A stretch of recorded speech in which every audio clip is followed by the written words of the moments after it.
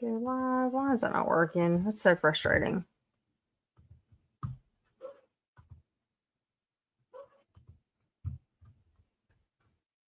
Guys, I'm trying to get my Instagram. There we go. Okay, cool. Okay. I said I wasn't gonna go live here, y'all. Gayla, I started the live here because I wanted to tell you guys to come over to my YT. I know, but y'all are missing so much. Y'all are missing so much. I can't show you the things here. I'll stay. Okay, I'll stay. But trust me, y'all are missing so much here. Let me get my microphone. I know I'm already here, but you don't understand. It's so much better over on YouTube because I can show you things over there that I can't show you here.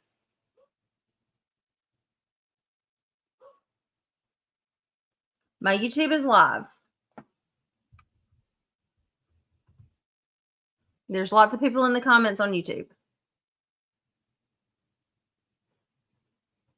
I'll stay live here, but I'm going to be focusing on YouTube. So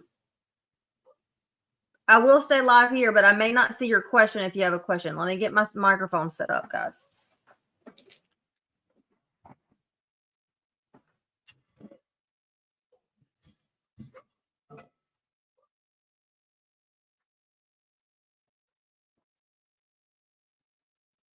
Yes, I'm just getting started, y'all. Just getting started. Sorry. I'm going to get better at this. Not there yet, but I'm going to get there. The channel is in my profile, y'all. I'm not trying to be like whatever, but I know some people have had a hard time finding it.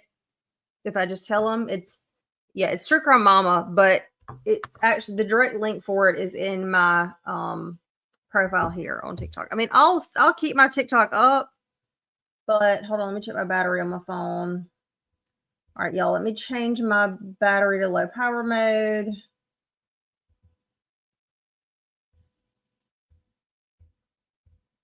Okay, I'm coming, I promise y'all. Oh, I hate when that thing falls off. Gosh, this microphone gets on my nerves. All right, screw that. We're going to do something different.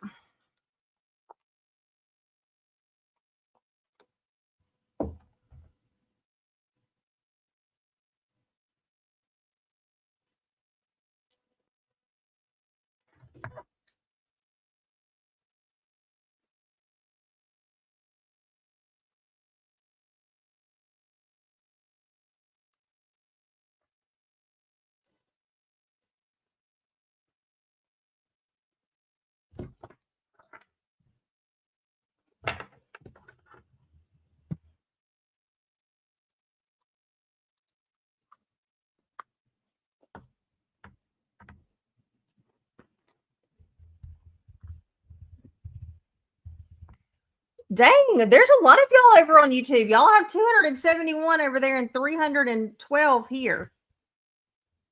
Okay, I'm trying.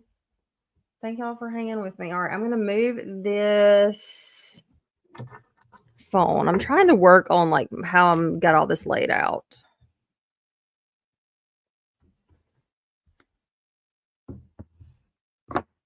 And this is so impromptu because I literally got off the phone with him at like 6 or after. And it's a lot of information. So bear with me.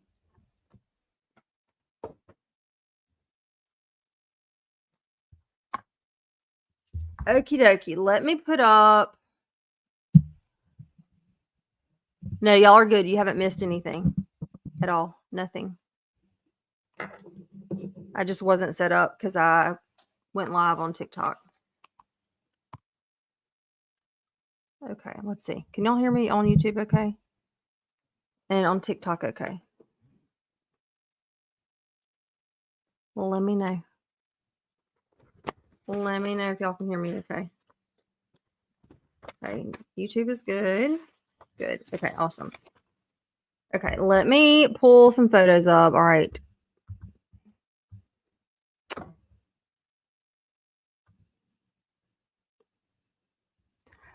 Okay, let's see.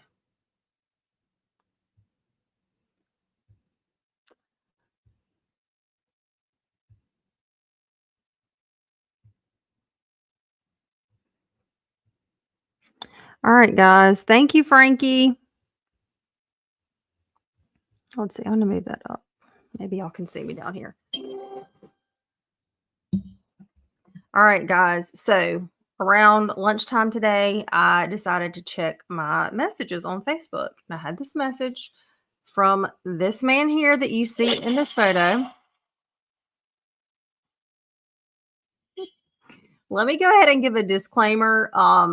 This is information from him. Of course, I cannot confirm the things that he's telling me. Clearly, they were married. We see wedding photos. I will show you even more photos.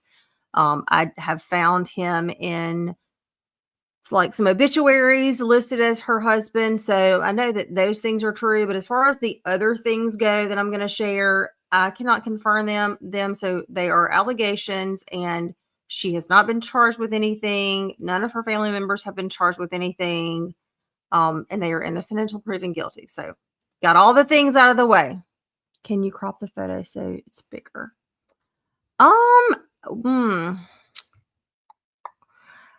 I cannot, but I can do this. Is that better? Hold on. Maybe actually I can.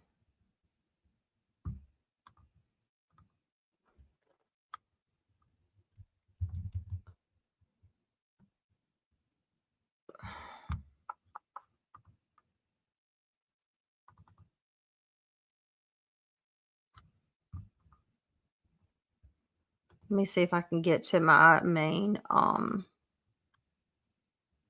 to my slide app, and I can do it there, probably.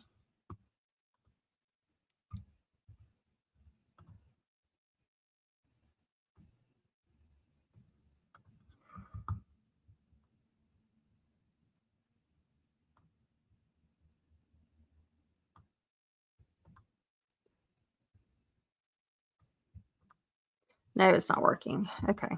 Sorry, that's the best I can get it right now. But after this is over with, then I will be posting them all on my Facebook. Okay, so they're talking about over on YouTube. Is that better right there? I mean, I can also that's it. Okay, it's all good. All right, so around lunchtime today, I checked my Facebook messages and had a message from this individual, and I'm going to show you guys what it said. So let me pull it up. This is so hard to do on both. I'm just going to get to where I'm only doing this over on YT.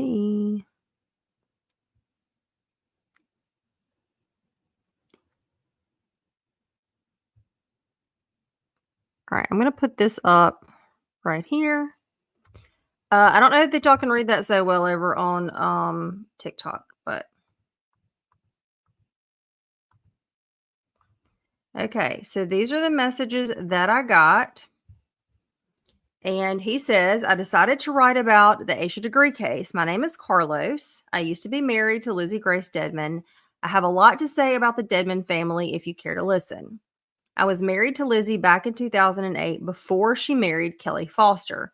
Here are some pictures of me and her back then. So I look at the pictures. Obviously, I'm like, okay, he's clearly telling the truth about this. They were definitely married.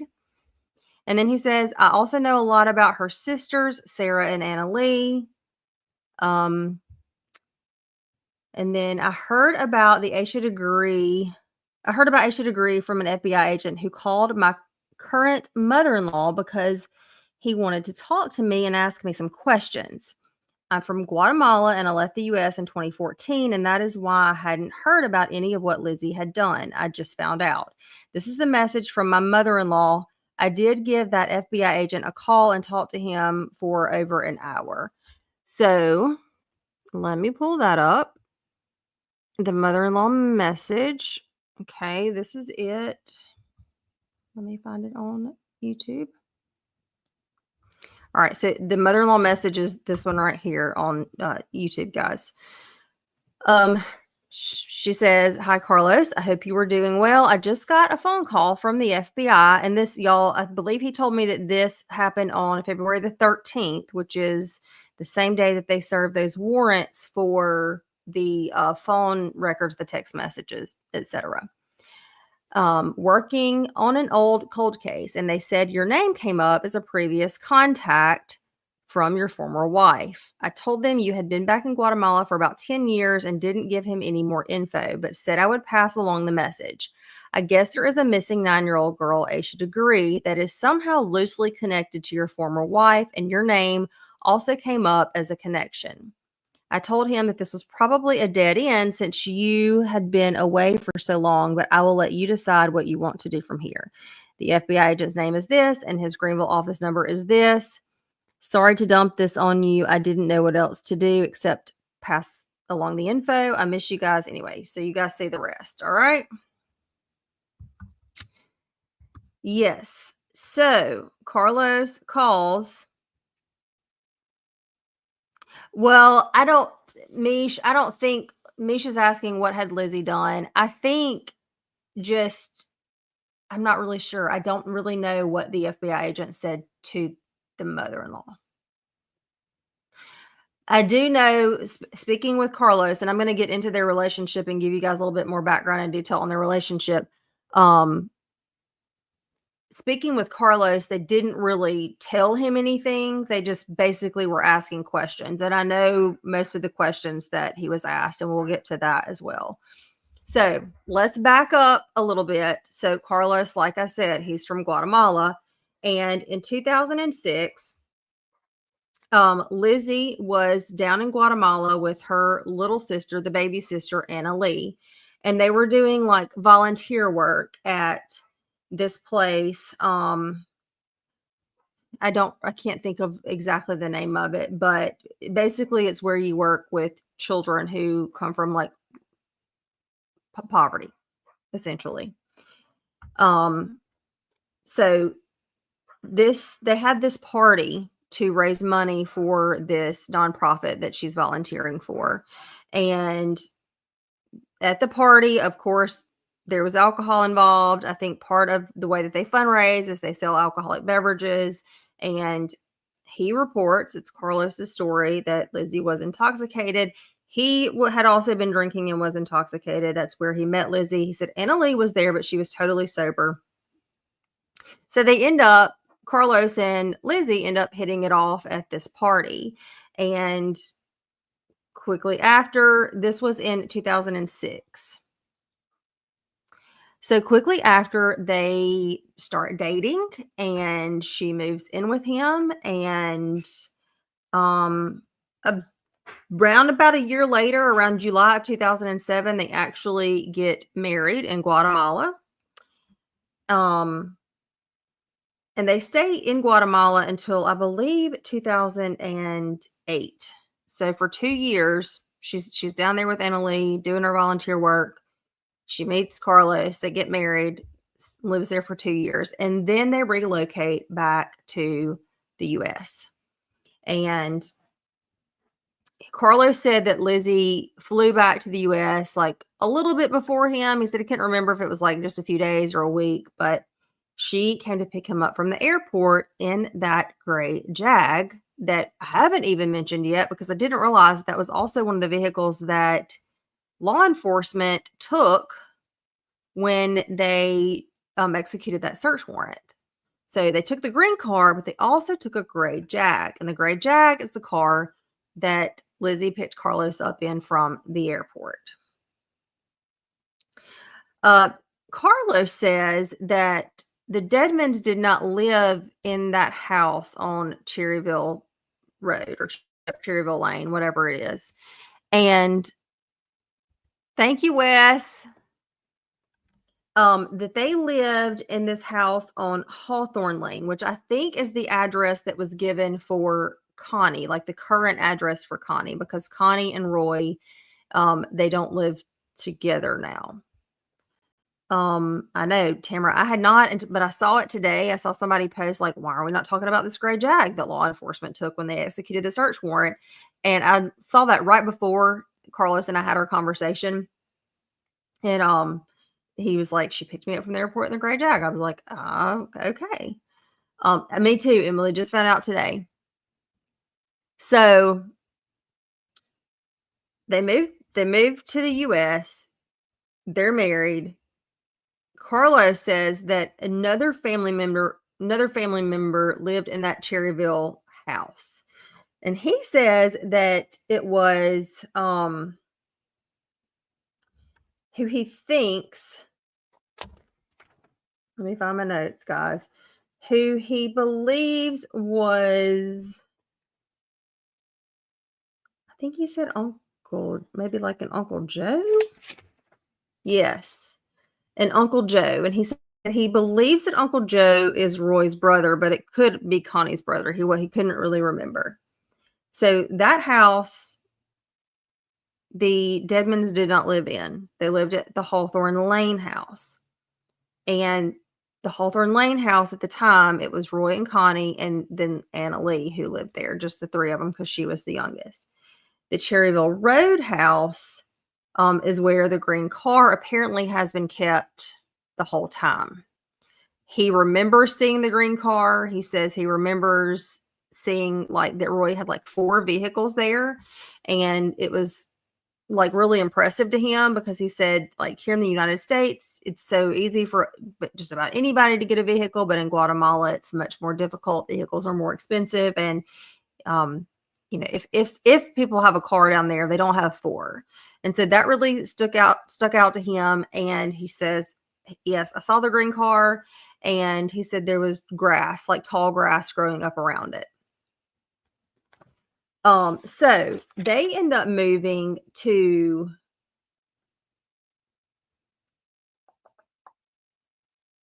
somewhere in South Carolina. Greenville. No.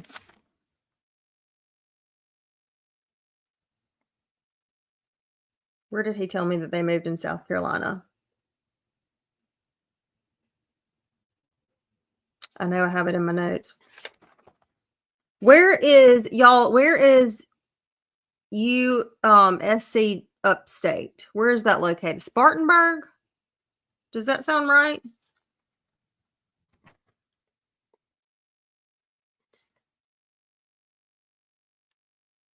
Columbia, Spartanburg. Okay. So they moved to Spartanburg because she was actually teaching Spanish at USC Upstate. He ended up getting accepted to that college, and so he started going to college there. Now, again, let me just go ahead and say again, this is from his recollection. I'm not saying these things are true. These things are allegations at this point. This is just how he remembers things. He says that at some point prior to meeting Lizzie, that she had actually gotten a DUI. And that because of that, she had a driver's license suspension. So that was like before 2006 when this happened. And he says he can remember very vividly anytime the discussion of Lizzie driving came up, that it was like kind of like it felt like it was an off limit topic. He felt like it was like a taboo conversation, like you couldn't talk about Lizzie and driving. And he said he always assumed that that was because of the DUI that she had gotten. But he said, now I'm like questioning everything. It is interesting, isn't it? Very interesting.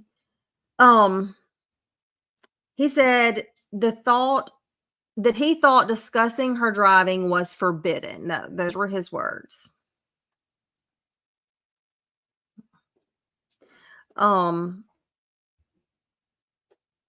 There's so much, guys. All right, so let me back up just a little bit. Lizzie and Kelly had dated before Lizzie met Carlos. Carlos says that when he met Lizzie, they were broken up, but it was her story that she had broken up with him. That's all she ever told Carlos, was that she had ended the relationship. She had broken up with him. So that's what Carlos believed this entire time.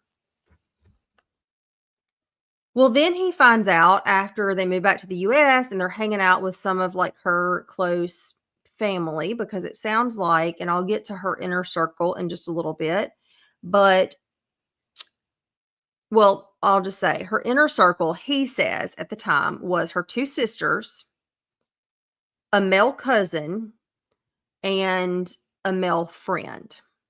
I'm not going to say their names just because, I mean, out of respect, I just don't want to like blast their personal information. But basically, that was her inner circle, was those four people.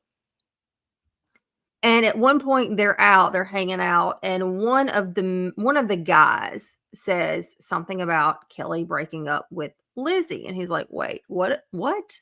Like she told me that she broke up with him," and they're like, "No, he broke up with her." So he said that he felt like um she was never honest with him, that it was always some story, and then later on he would find out that it wasn't the truth. So take that as you will. Um he also said, and I have this in a message on my cell phone. I wish I could play it here, but I can't because I'm using my phone on TikTok Live. But he sent me a voice memo saying that he never wanted children. That was like a well-known thing. He did not want children.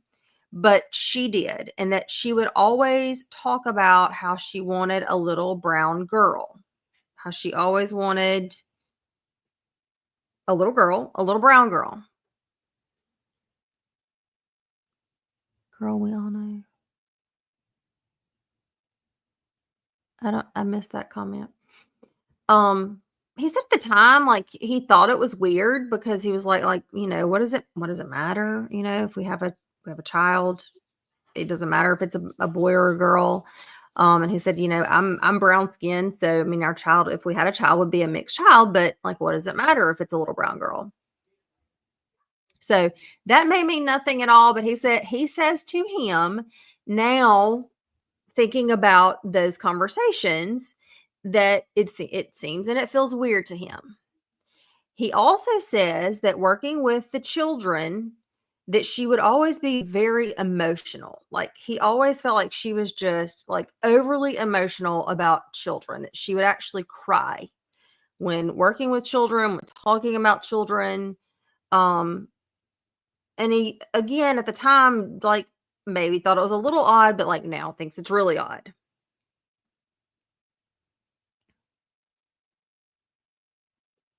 Yes, Kelly is a black man. He is a black man. Uh-huh. Yes. So there's a lot. There's so much, y'all. Um, all right. So Carlos and Lizzie, they're married. They're living in Spartanburg. And one night, this again, this is his account. It is not mine. She's not been charged with anything. One night she is asleep and he gets her. He was on his computer on his laptop doing some work, and I think the battery died, so he got hers. And when he opened hers up and opened the internet up, her email popped up. And he says in her email was like instant message, like chats, where she and Kelly had, oh, hey, Carlos. Correct me if I say anything wrong. You gave me a ton. Carlos is over on YT. So see, just yet another reason to go over to YT. Um, Carlos, if I'm telling anything wrong, please correct me, because again, it was a ton of information that you dropped on me. And normally I would like review it, make more notes, but I didn't have time. So he finds these instant messages, where basically for a very long time she's been messaging Kelly, and essentially like she never stopped messaging Kelly. And he says that like that night he packed his stuff and he left because he realized he had been lied to, and he obviously felt like the whole relationship was a lie at this point. Thank you for the gifts over on TikTok. Is that correct, Carlos?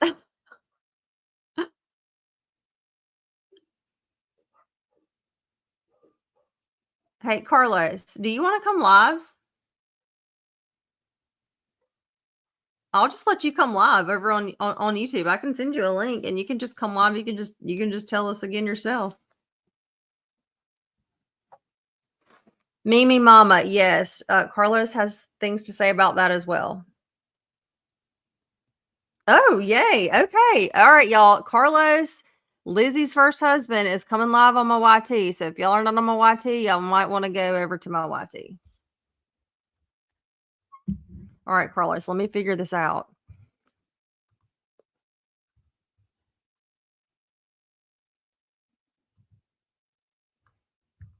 Okay, let's see. I'm going to try to...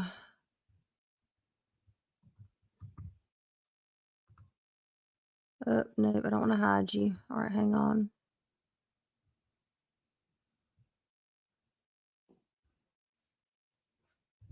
I'm trying to message you.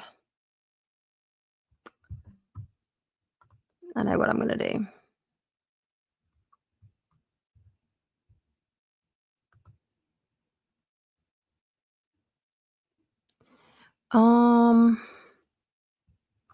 Let me figure out how I'm going to do this.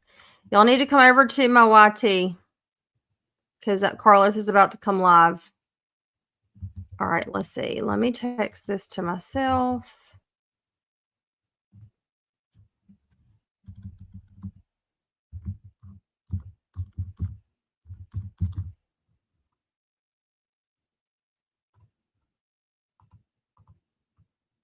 Well, I say I'm going to do that. All right, I tell you what. Emily, I'm about to text your number and just ignore what I'm texting you.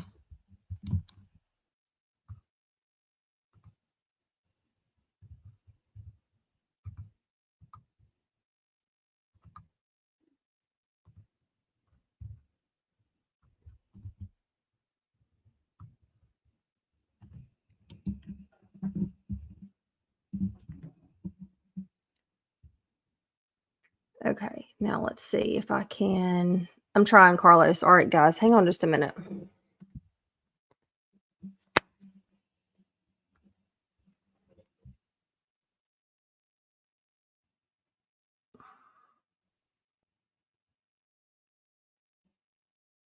All right, Carlos, I'm about to send this to your WhatsApp.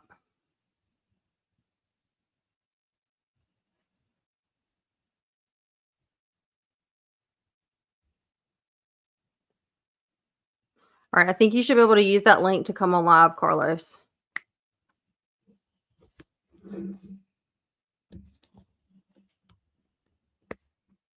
Oop.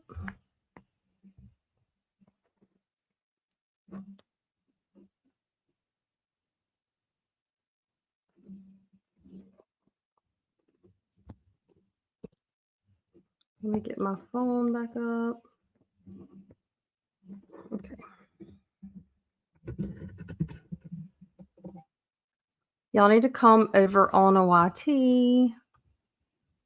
Oh, yay. Okay, let me add you.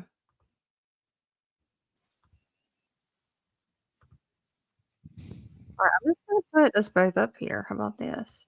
Hi. Hello. Hi. Can you All guys hear me? Let me Yes. let me instruct these TikTokers really quick. Okay, Sure. guys, my if you will click out of the live and just go to my TikTok account, up at the top, right up underneath my email, is my link to my YouTube.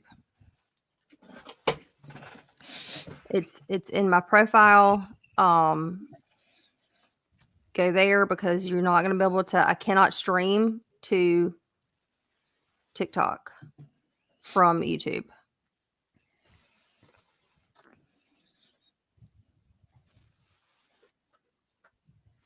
So I will leave this up. Maybe people in the comments can tell everybody, like, go click the YouTube link in the profile to come over to YouTube, but you're not going to be able to hear anything that he's saying on TikTok, but you can on YouTube. Okay, we're good. So I think I just got to the point where you left after you found the messages. I'm sorry. I had to step away for a moment. You mean when I left Lizzie, when I found the messages? Is that what you mean? Hmm. Okay. Okay. Um, and you want me to uh, tell them what I told you? Yes, sure. Okay. Um, in the meantime, if you want to check your WhatsApp, I logged into my old Gmail account, the one that was associated with the Facebook account, and I sent you some pictures and some messages that maybe we can show. What I mean, guys, for everybody is that I used to have a Facebook account that I used when I was married to Lizzie, and when we split up, um, I stopped using that account just because I was tired of all the messages from her relatives asking me to get back with her. So I just left that account, and I opened a new one. And I asked, when we talked today, I asked Sally to keep my last name private because I am married again. I have a wife now, and I don't want to be exposed to that kind of thing. But I did send her pictures. I think she told you guys at the beginning to prove that I really was married to Lizzie, because I know this sounds kind of wild, but I did send her some pictures that I found on that old Facebook account. And so today I logged into that account and I found some messages and some pictures basically about Lizzie's inner circle. So going back to what Sally was telling you, I found those messages really by mistake.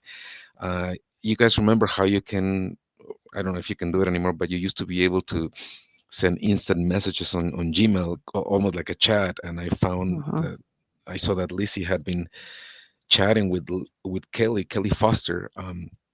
Basically, the entire time we were married, Kelly was teaching English in South Korea. So I know that there wasn't any physical cheating. There couldn't have been because he was away from the US, but there was a lot of sentimental cheating. There were a lot of "I love you," I miss you," I should have never left you," things like that. And I remember that I was really upset because she was asleep. It was late at night. She was asleep when I found those messages. So I spent over an hour scrolling and scrolling, and I realized that the messages had been happening the entire time, and they even talked about me. I remember I was very angry to see that they talked to me like I was the lover, like they talked to me like I remember she even apologized to him for pictures that she posted with me on Facebook, like I was this, the lover, but I was the husband. So I was very upset about that, and I left that night. That night, I made I put everything I had into a couple of suitcases, and I just left because, well, I left my life in my country. I'm from Guatemala, to go be with her in the US. And so I felt Hmm. very betrayed, and I left that night. And I didn't realize who she really was until after. Um, as time went by, I realized she lied to me about a lot of things, about Kelly mostly, but also about some other things. And yeah, those pictures that you're seeing there, those are old pictures of me Yeah, I've back when I was with her. I'm 41 now, but I met Lizzie when I was in my 20s, in my early 20s. I've added the other two, but for some reason they're not pulling over. But I'm gonna keep trying. They should wait. Oh, I know what I'm doing. I know what I'm doing wrong. I Okay. told you this is only my third time to go live on YouTube. Oh yeah, it's my first time. It's my first time. I've been listening. I was curious about it, and just so you guys know, I wanted everybody to know that I haven't talked to anyone about this, because my life with Lizzie felt or feels to me like another life, like almost like something that didn't really happen. Those pictures that you're seeing right now, that's when I met Lizzie around sometime after. She was doing some volunteer work in a place that's called Caras Alegres. It's a place that takes care of children that have no parents or children that come from poor families. And um, she was volunteering there when I met her. So I haven't talked to anyone about this. I mean, I didn't even know what was happening because I'm not in touch with Lizzie or anyone from Lizzie's circle anymore. I only found out about the Asia degree case because the FBI agent called my current mother-in-law, and that's why I found out about this. And then I started doing some digging. I was curious about it, and I started digging, and I found YouTube and Facebook from Sally, and I liked her videos a lot. And I don't think I told you, Sally, but I watched some other videos from other cases just because I kind of got dragged into it. But I was watching your stuff, and then she seemed like she was serious, so I decided to contact her. But she's the first person that I contact. I don't think anyone even knows about my existence because everybody talks about the ex-husband, meaning Kelly, Uh-huh. but I don't think anybody even knew I existed. But I was the first husband. Yeah, nobody knows. I had no idea until you messaged me. That's right. So anyway, I don't know what else you want me to tell them. I don't remember exactly Let's talk the about order. let's see, hang on guys. I'm trying to get these I'm trying to tell these people over here um on TikTok to come to YouTube. Okay, can y'all read this without interrupting your conversation? Let's talk about the DUI and or the just the discussions of the driving. Oh yeah. Hold on one second. I'm sorry. I'm just sending a message. You're good. So Take your time. the DUI, I I didn't know. I remember Lizzie told me about the DUI uh, while we were still in Guatemala, but I didn't know exactly what a DUI was. I remember her saying, "Oh, I got a DUI," and I was like, What is a DUI?" And she said, "Oh, driving under the influence." But in my mind, when she told me about it, to me, it was something very mild. Like if here in Guatemala, like you get pulled over and you're drunk, it's no big deal, really. Like it's not like you're not gonna. I mean, you might go to jail if you're really drunk, but otherwise, it's not a big deal. So in my mind, that wasn't a bad thing. But then when we moved to the U.S., everybody like seemed to get quiet every time I mentioned the DUI because they reacted as if I was talking about a serious crime, like I don't know, like a robbery or assault or something. Like the way they Mhm. reacted seemed to me like it was bad. And Lizzie was really embarrassed because they took her license away, and she had a lot of debt, something like $10,000 in lawyers' fees because of that DUI. I'm not sure exactly when it happened, but it must have happened somewhere in between the year 2000 and 2006. But when we moved to the U.S., Lizzie couldn't drive. So when she picked me up from the airport, for example, she drove her father's gray Jaguar, one of the cars that got impounded by the police, but she really couldn't drive because she didn't have a driver's license. So when she picked me up from the airport, she was like, "Oh, you need to drive." I was like, "Are you crazy? I'm not gonna drive in the highway here. Like it's my first time here." She's like, "You have to drive." And she made me drive. So I drove the gray Jaguar from the airport to Spartanburg, where we moved, and then like she got her license back sometime after. But I remember there it felt like a taboo topic every time I mentioned Liz. Not even the DUI. Every time I mentioned Liz's driving, I was telling Okay. um, Sally that sometimes there would be like some kind of family trip, and it was in Liz's car. And I remember both of her sisters would always step in and say like, "Carlos, you drive." Like they were afraid we're driving or something. Like it always felt like a touchy subject to me, and I always thought it was interesting that they would pick me over Lizzie to drive, considering the fact that Lizzie was from the US and she knew her way around, and I had just gotten there. I mean, of course, I know how to drive a car, but it just seemed to me like it was backwards. So that's the feeling I got about the DUI. I always got that feeling. Let's see, what else? Did you told me so much stuff, and I really should have gone through and made bullet points. That's okay. Let's talk about the racism, if Oh you don't yeah, mind talking about that. no, I don't mind at all. Actually, first, let's go back to the her wanting the baby. Oh, the Tell baby. tell us about that because you said that was really odd to you, especially now. So when we met, she was working with children, as you can see in the picture you have there, and I told Sally that I always got the feeling that Lizzie was overly empathetic when it came to children. Like her reactions were super emotional. Like for example, I used to go with her to this place, and if she would talk to the kids, and then one of the kids would say like, "Oh yeah, I have no parents," Lizzie would start tearing up and crying and getting emotional.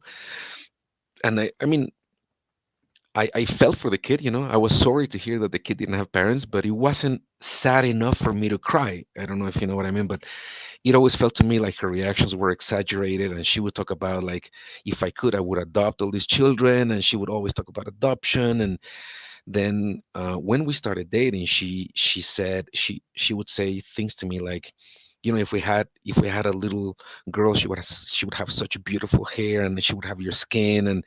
And she always talked about having a kid with me, assuming that it would be a little girl, which at the time it wasn't strange to me. I just thought maybe she wanted a girl instead of a boy. But now, knowing what I know, I it's kind of creepy, you know, to remember that she was like always fantasizing about like having a little mixed brown girl.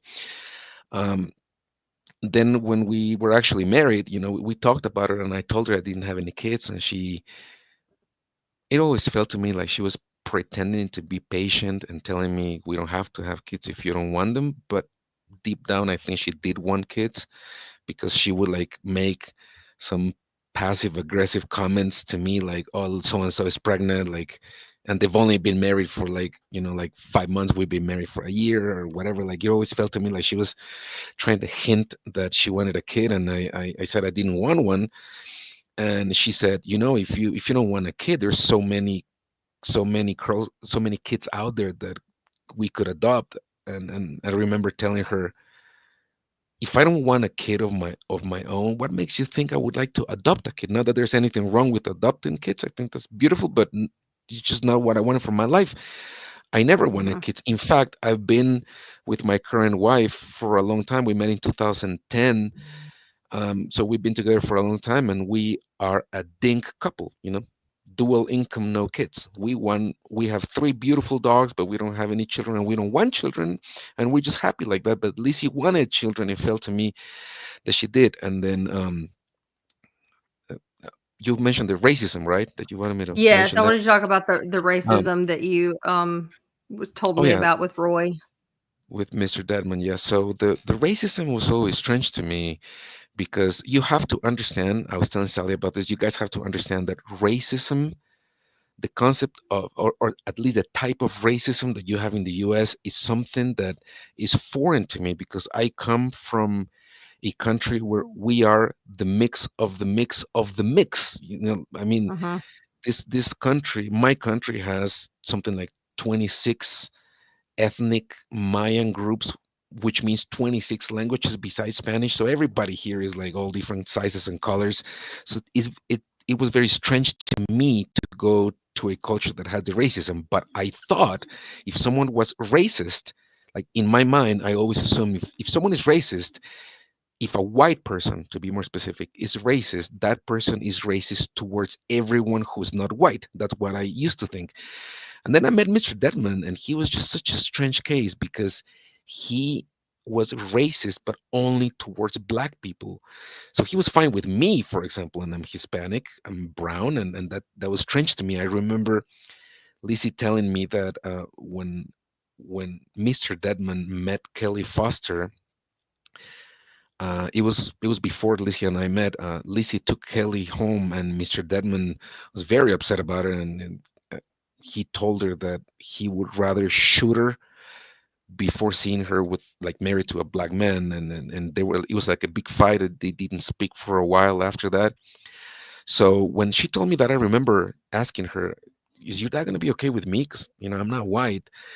And she said, "Oh, he's fine with you. Like, he loves my Ecuadorian brothers." I don't know if you saw, Sally, but I sent you a picture of the Ecuadorian brothers on WhatsApp. I Let don't me think we look. I don't think we talked about that earlier, but I did No, send you we a didn't picture talk of that. about that. I got Yeah. off So TikTok, so what I mean about what I mean for everyone, what I mean when I say the Ecuadorian brothers, is Lizzie and her sisters were sent several times to Ecuador when they were little, in some kind of cultural exchange, and they were sent to Ecuador to learn Spanish, basically, and they did, and the three of them could speak Spanish. At least Lizzie, I think, was the most fluent one. So she would always often refer to her Ecuadorian family, and Mr. Dedmon was really nice to them. He loved them.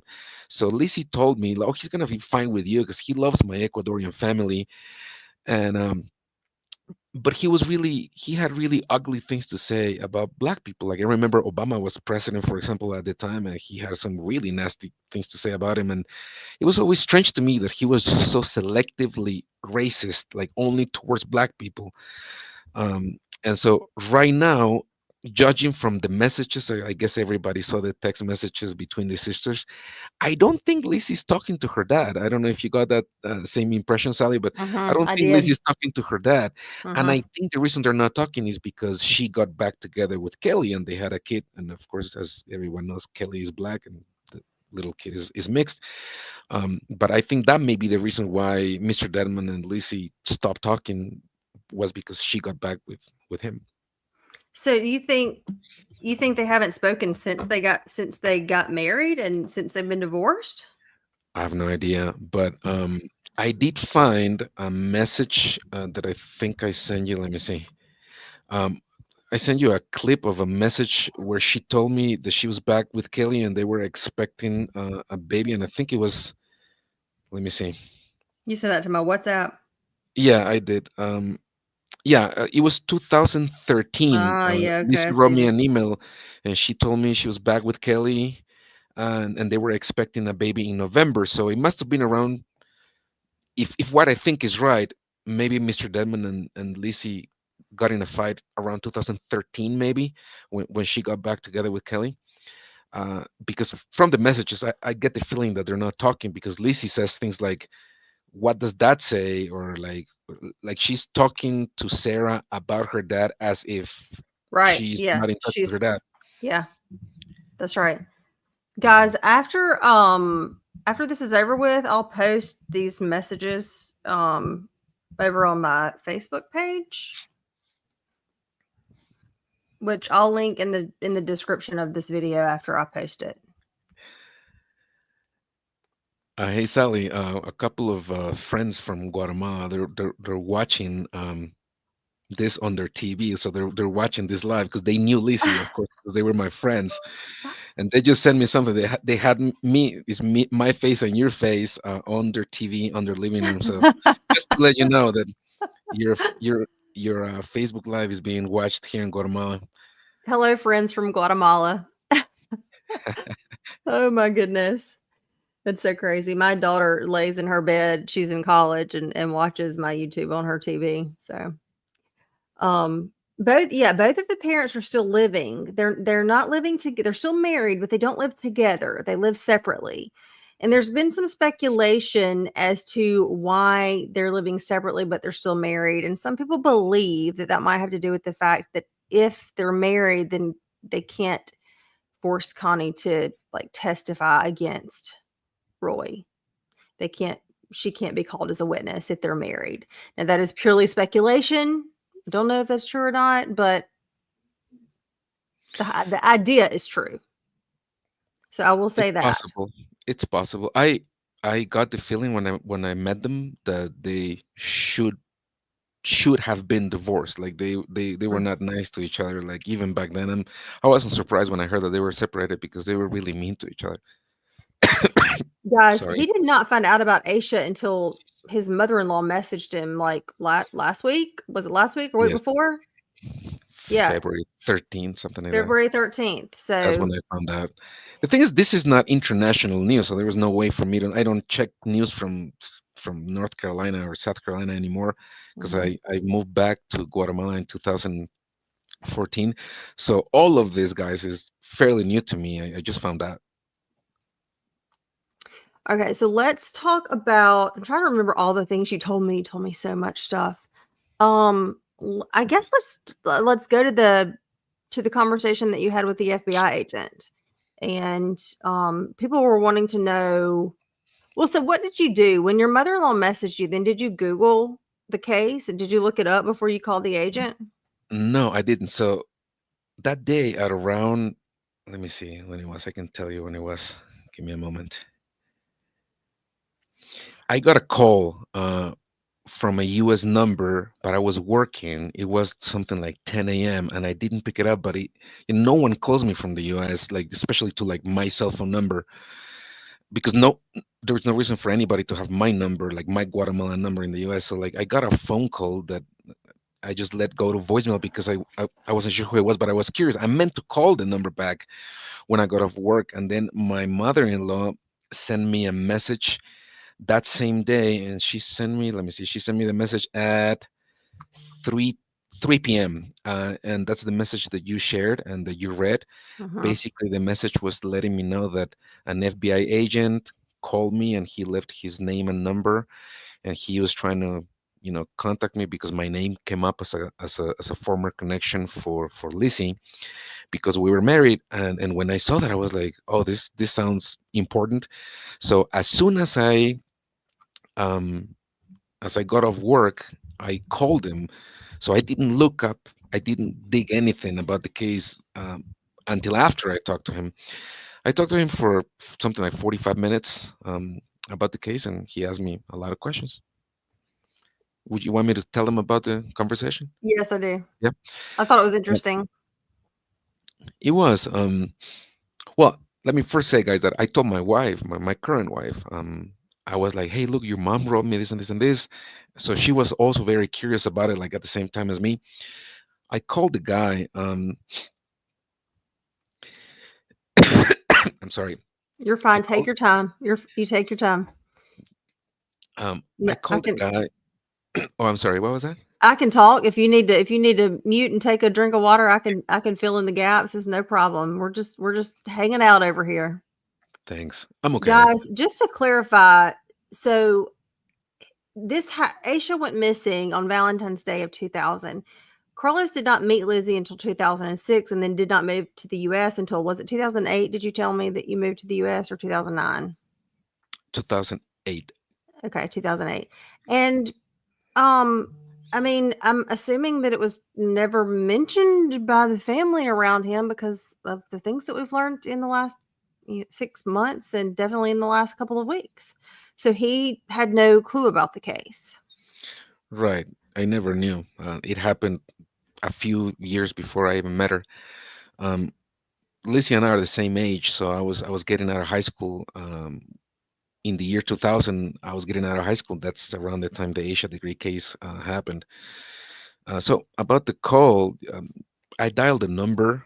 I was a little skeptical uh, because it sounds like a lie. If someone tells you that the FBI is wanting to contact you, it sounds Mhm. unreal. I was like, is this a prank? Like, what is this? And I called the number, and when I called the number, I got a message, like a recording that said, "You've contacted the Federal Bureau of Investigation, South Carolina Division. Press one for this, press two for this." And I was like, "Oh, this is real. This is the real number." And then I pressed zero for an operator, and a lady came up, and I said, "Hi, my name is so and so. I'm trying to reach so and so." Because he was trying to reach me.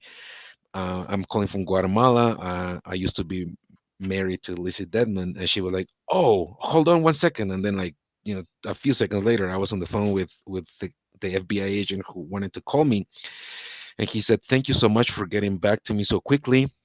I appreciate you. I tried to call you earlier." And I was like, "Oh, that was you. Okay, that explains that call." Um, and then he said, I wanted to talk to you about the Asia degree case. Are you aware?" And I was like, "No, I only know that she's a 9-year-old that went missing, and the only reason I know that is because you told my mother-in-law and she told me, but I had no clue." And then he said, "Did you ever hear the name Asia degree mentioned?" And I said, "No, I didn't." He said, "Did you ever hear about any secret, any accident?" I was, "No, I had no clue. No one ever mentioned anything." Then he asked me about how we met. I told him, well, everything I just told you guys, and he was interested in knowing about the DUI. He wanted to know about that. I told him uh, about how it felt like a taboo topic, and then he wanted to know about the relationship between the sisters. He asked me questions like, did I think the three sisters could keep from something from the parents? And I told him 100% yes. They would in fact keep most things from her parents, because Lizzie's parents were really old school, like very Christian, and the girls, the three girls, um had like almost like a double life that the parents had no idea about. Like, they would drink and they would party and they would go out and they would, like, you know have boyfriends, and the parents had no clue.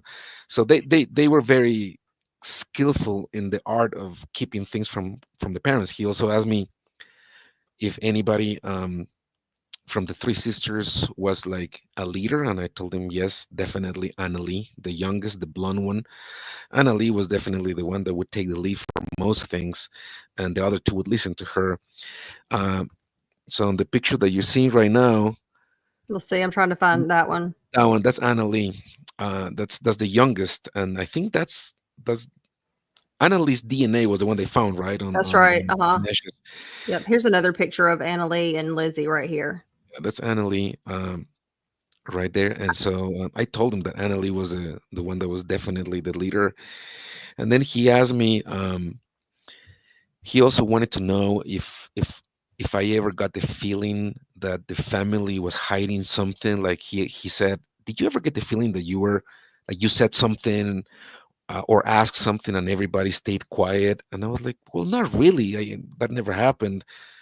He he also asked me a really strange question. He asked me if Lizzie ever had a strange reaction when we were watching a movie or documentary or news that were related to murder.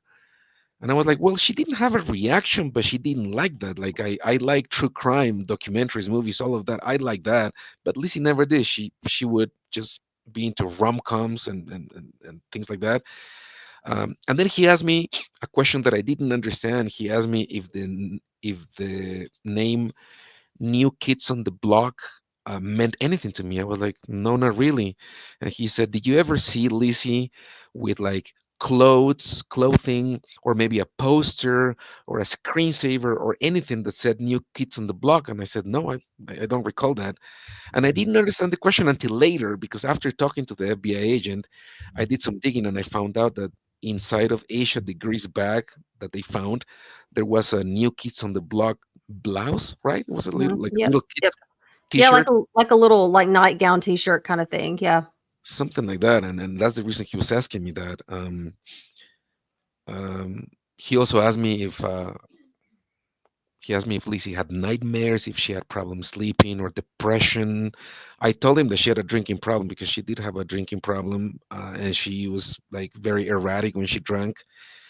Um, and then he asked me a lot of questions about Mr. Dedmon. He was very interested in the racism thing I mentioned. Um,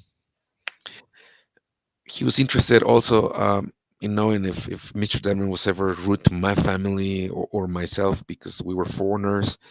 Um, and he wanted to know. Let me think. Uh, I think Let that's me. that's all I can remember right now.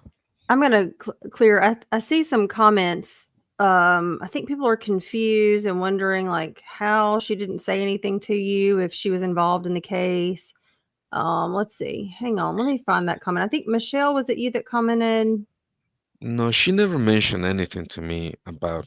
I mean, So, anything related to that case okay. ever. So, am I the only one confused? Let me put this up here. The fact that she didn't talk to. Okay. So she was not wrapped up. I mean, she p- No, potentially was, but not. Her name did not even come on the radar until, I mean, really the last 2 weeks. right. Um, So the thing happened in the year 2000, but Lizzie's name or Lizzie did not become a person of interest until very recently. I don't know how recently, but very recently. So when she was with me, I don't think the police even knew anything about the Deadmans. I'm not sure no, why. no, they did not. Nothing at all. Now I will say, it does from the text messages, reading the text messages, it does sound like she has shared some things with Kelly. Why she shared with him and not you? Who knows? But um, I wonder how soon after Aisha went missing they started dating, because you did say that they dated before you and Lizzie dated and got married, and then again after you guys got divorced, they got married, but they were in a relationship before you even met Lizzie. Yes, I don't So know what year they started dating, honestly, but yeah, I think if Lizzie was going to tell somebody, it would have been one of the two people that I told you about, the cousin and the best friend. One of those. I don't think you share their names, so I'm not gonna say them. But either one of those two guys or Kelly. one of those three people she would have confided in. Let's see what Mish says. Whoever cleaned up the evidence, I think, was inside of the car, probably thought the shirt was Aisha's and put it in her book bag to get rid of it, not realizing. Yeah, that's a good point. But That is definitely, we just don't really know what happened at all. It's just all crazy. Court reporter, no. What, Emily? What are you? So Priscilla is saying, and these are just comments, so I can't say, but she's saying he had like pigs, hogs. yeah, my friend was just asking me about the pigs. I didn't read the comment. I'm trying to find it. Let's see. Right here. Here's one of them. She met him at the end of 2000 or the beginning of 2001, and he had huge pigs. And then she says, the first time she met him, he said, "Can you believe it only takes 8 minutes for a pig to eat a human?" He would say some strange things sometimes. Um, like some things that he would say things like they were normal, but they were not. Very, very strange. When did they find the book bag? Michelle, they found the book bag in August of 2001. So it was 17 months after she went missing that they found the book bag. And it was found just about 30 miles north of where she went missing from. Um, it was buried. It was wrapped into plastic garbage bags. It was buried. They don't think that it was intentionally buried. They did say that there had been a lot of like dirt work and construction in that area, and they think that it was just thrown out of a car into the area. It landed, and they think that during all the dirt work that it got buried. Why that's their belief, I don't know. I did not read any specific detail other than just that they don't think it was buried. They think it was just tossed out. Ask him what kind of cars Lizzie drove. Yes, Lizzie Lizzie had a black Honda Accord, like fairly new when I met her.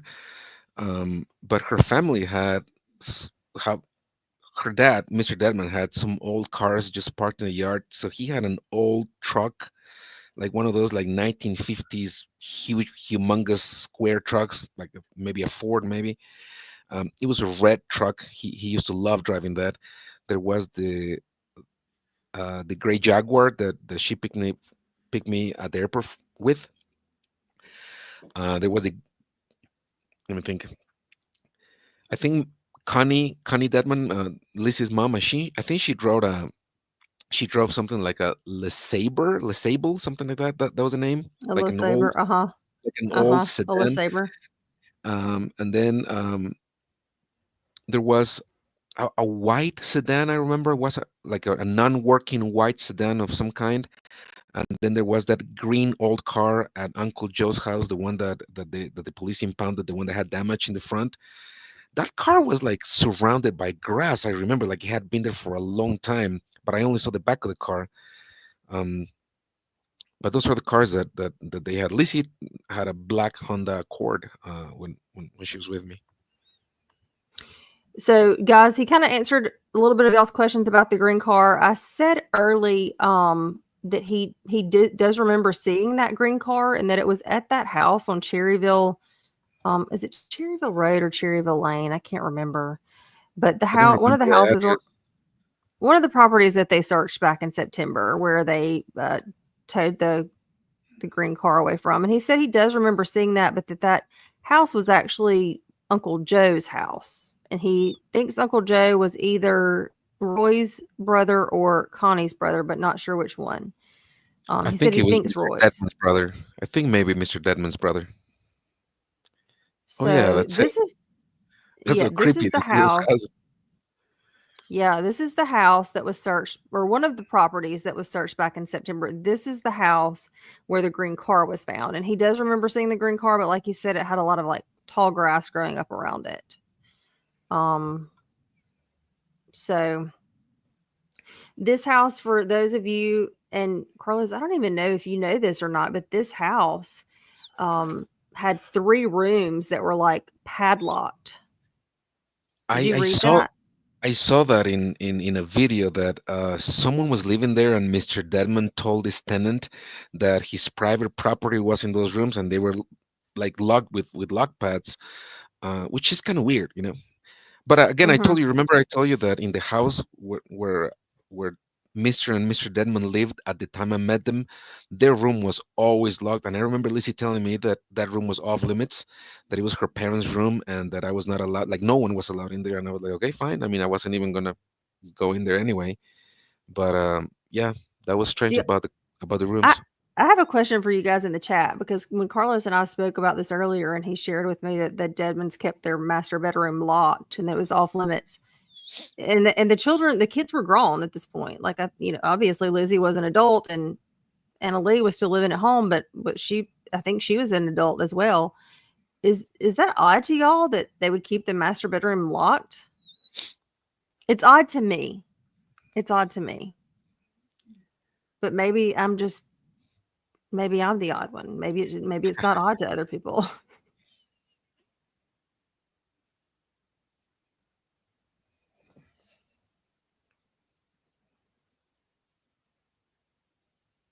Let's see.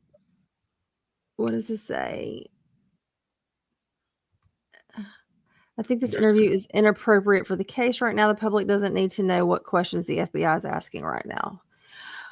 Well, I mean, it wasn't really anything super specific, very general question. So, yeah, I don't know. I uh I think that I don't think that I mean, at least the person that I talked to, he didn't tell me, you know, you not to don't have. talk You, to any. yeah, he didn't tell me not to talk to anybody. In fact, he told me, I encourage you to look into this, and maybe when you see what's going on, maybe it might make you remember something. And if it does, please give me a call. So he Right, encouraged me to like look into it and find out what happened.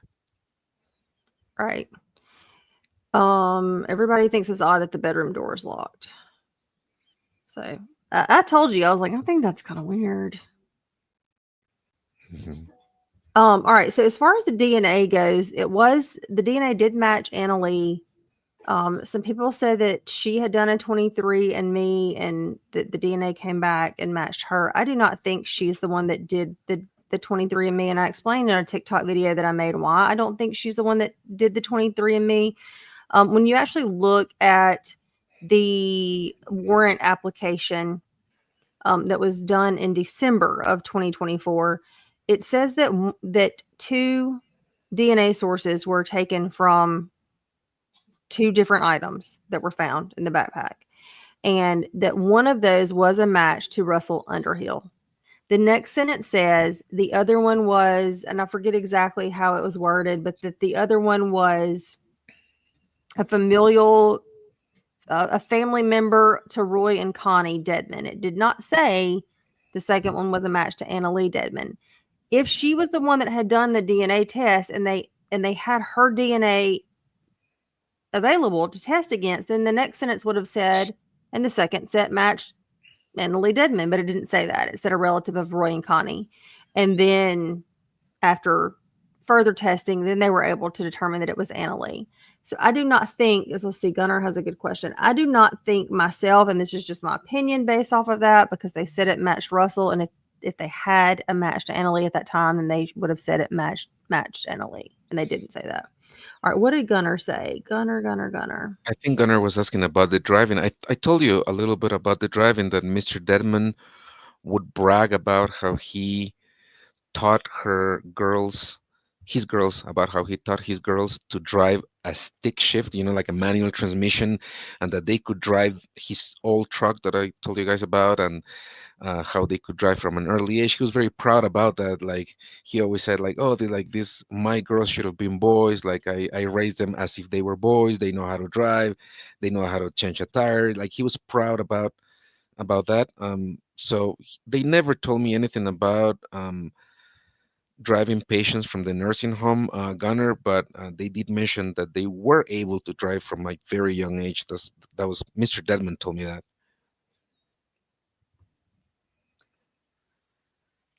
Michelle Deadman. Deadman. I know that's spelled differently.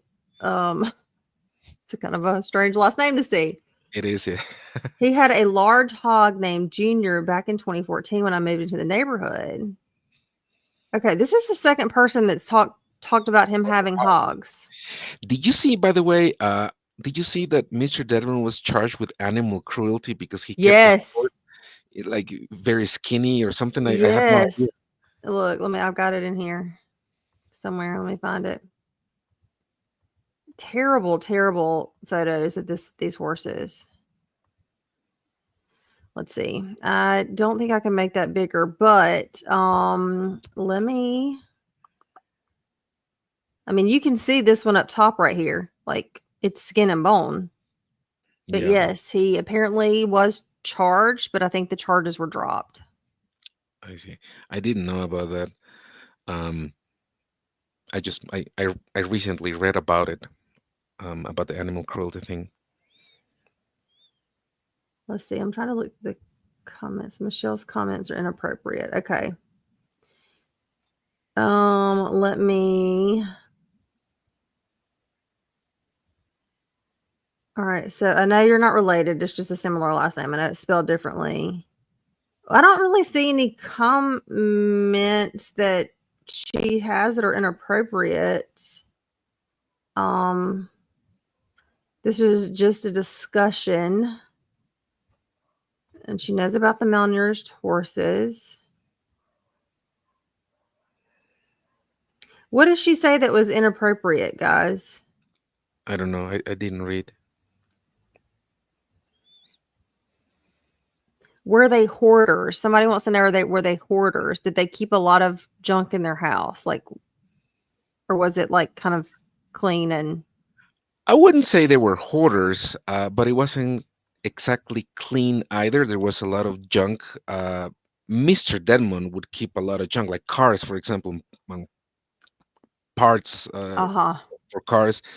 And Mrs. Dedmon would be like every now and then she would hire someone to come to the house and clean, and it would often be an argument between them because she wanted to throw away a lot of things that he wanted to keep. So he wasn't exactly a hoarder, but he would like hold on to a lot of stuff that he didn't want to throw away. Then the sisters were kind of messy, just generally speaking, but I wouldn't say they were hoarders. Can Carlos tell us if she remembers what kind of work she did as a teen? She mentioned working with her dad. She didn't tell me doing what, but she mentioned working with her dad, and then she worked in doing something on Sunday for her church, like maybe teaching Sunday school or something like that. I remember that. And then she told me that her family would always push her to teach because they thought she would be good at it, and she was like, "You have to teach, you have to teach, you have to teach." So she got a job teaching, and I think that she was actually still teaching recently in Texas. I think she moved. I saw that she moved to Texas, but that's what I remember. Somebody wants to know, can you talk about the relationship between Lizzie and her father? Did you get the idea that he was abusive in any way? Yes, I know that he was abusive verbally. When Lizzie brought Kaylee home, he was very upset, and he told Lizzie, "I would rather shoot you than see you married to a black man." And then Lizzie took that to heart. She was very hurt that her father would say something like that. And I know that he would say really mean things without raising his voice. He was kind of hard to read. I don't know if that's a good way to explain it, but he was hard to read. Like you could never tell when he was joking or when he was mad. He had like the same tone of voice and the same demeanor. So he was kind of hard to read. So he had this ability to like say really mean things in a calm and steady voice. But I think he did say some mean things to Lizzie about her dating preference. So I never got the feeling that he was abusive, but I did think he was weird. What I told you, Sally, about Annalie sleeping with the parents when she was an adult. That I thought that was weird. He just means in the same bed, y'all. Like not Yes, I don't mean not I don't mean like not like having not sex. sexually, but just in the same bed. Yes. No, what I mean is I always thought it was strange that Annalie would get drunk and she would come home and she would crawl into her parents' bedroom and she would fall asleep in between them. And I always thought that was strange. Like I would never go and crawl into my mother or my father's bed, either separate or together if I'm drunk. Like it's just weird as an adult to sleep in the same bed as your as the parent from the other gender. But Mhm. Annalie would do it and it was like it was normal and I always thought that was kind of weird. Michelle Ashley is leaving because she's upset that the other Michelle said she thought that Aisha was fed to the hogs. She Oh, says, "Remember that we're talking about someone's child." And yes, I completely understand that. And I understand exactly where she's coming from. However, the reality of the situation is her body's never been found. And this is a true crime page and a true crime discussion account. So, unfortunately, sometimes with that comes things that we might discuss and speculate on that that's not fun and not, you know, just maybe. bad things happen. I just So, I just saw, I'm um sorry to interrupt you. I just saw a comment that says they have another picture with someone laying across all of them. That person is I told you his name on one of the messages. He uh-huh, is uh-huh. the one whose nickname is PATO. That's the one on that picture laying across all of them in a living room. The one of the Ecuadorian brothers. Okay. That's what they mean. I would try to get those pictures in, but let's see. Actually, I can do it. I can do it on my phone and then I'll add the slides back. Somebody, let's see, one picture of the yeah, it's just speculation and her body hasn't been found. The law enforcement has already said that they think that a homicide, they believe that a homicide took place.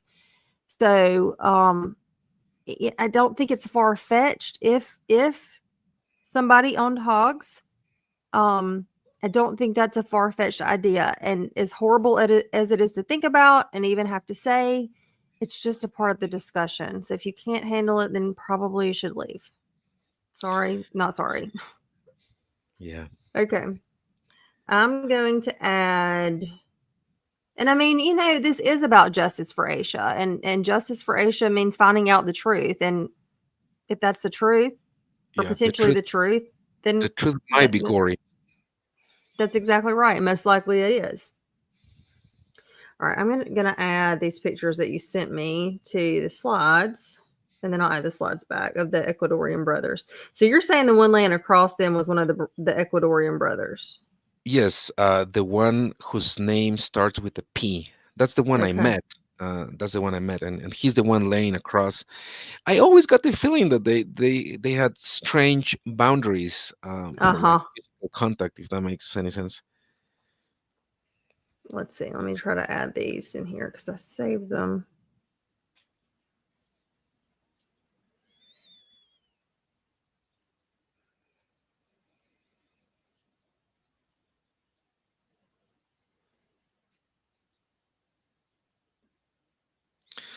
Someone asked, did Lizzie reach out to Carlos at any time since their name have come up in the investigation? No, I haven't talked to Lizzie in years. She and I did not end in good terms. So like we haven't talked in years. I don't even know how many years.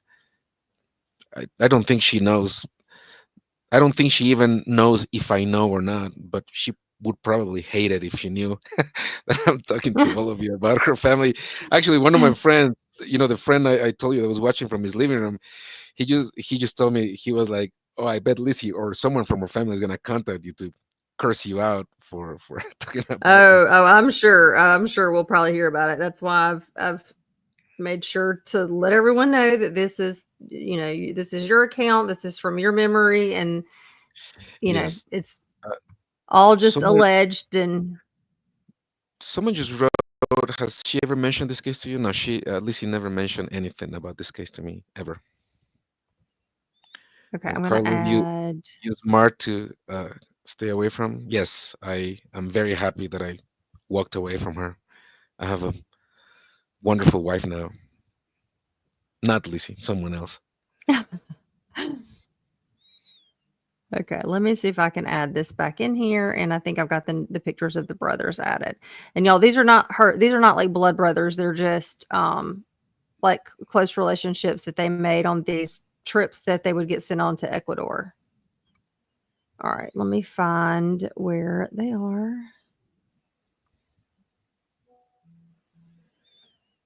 Okay, is that one? Yeah. So on that picture that you're seeing, I am on the far right. Then it's Lizzie, and then on the far left, that is one of her Ecuadorian brothers. Um, uh, can I say his name? I guess I don't know. Yeah, I think it's fine. His name is Patricio, and his nickname was Pato. That's how they called him. Pato was the one that was closest to Lizzie from the Ecuadorian brothers. Lizzie and her sisters went to Ecuador a few times when they were younger to learn Spanish, and he was one of the host brothers that received her. And this is when I met him when he visited her in the U.S. And I told Sally about him and about the Ecuadorian brothers because I thought maybe if Lizzie ever confided anything, it would have been to him because I know she knew him from the time she was a kid. So maybe he knows something. I'm not in touch with him anymore. Someone said, Carlos, how did you feel after finding out? I just felt like this cannot be true. Like I've I've been I've been into it. I told Sally that I felt like I went down a rabbit hole trying to find out, like catch up with everything that happened. Like I can't believe everything that happened, and I want to know. I want to know if Lizzie did anything or not. I want to know. I don't know if everyone feels the same, but I want to know. I want to know what happened. And like now it's like a show that I'm watching, and I have to like um keep digging and see if there's like I look every day to see if there's any news. Ever since I Mhm. found out.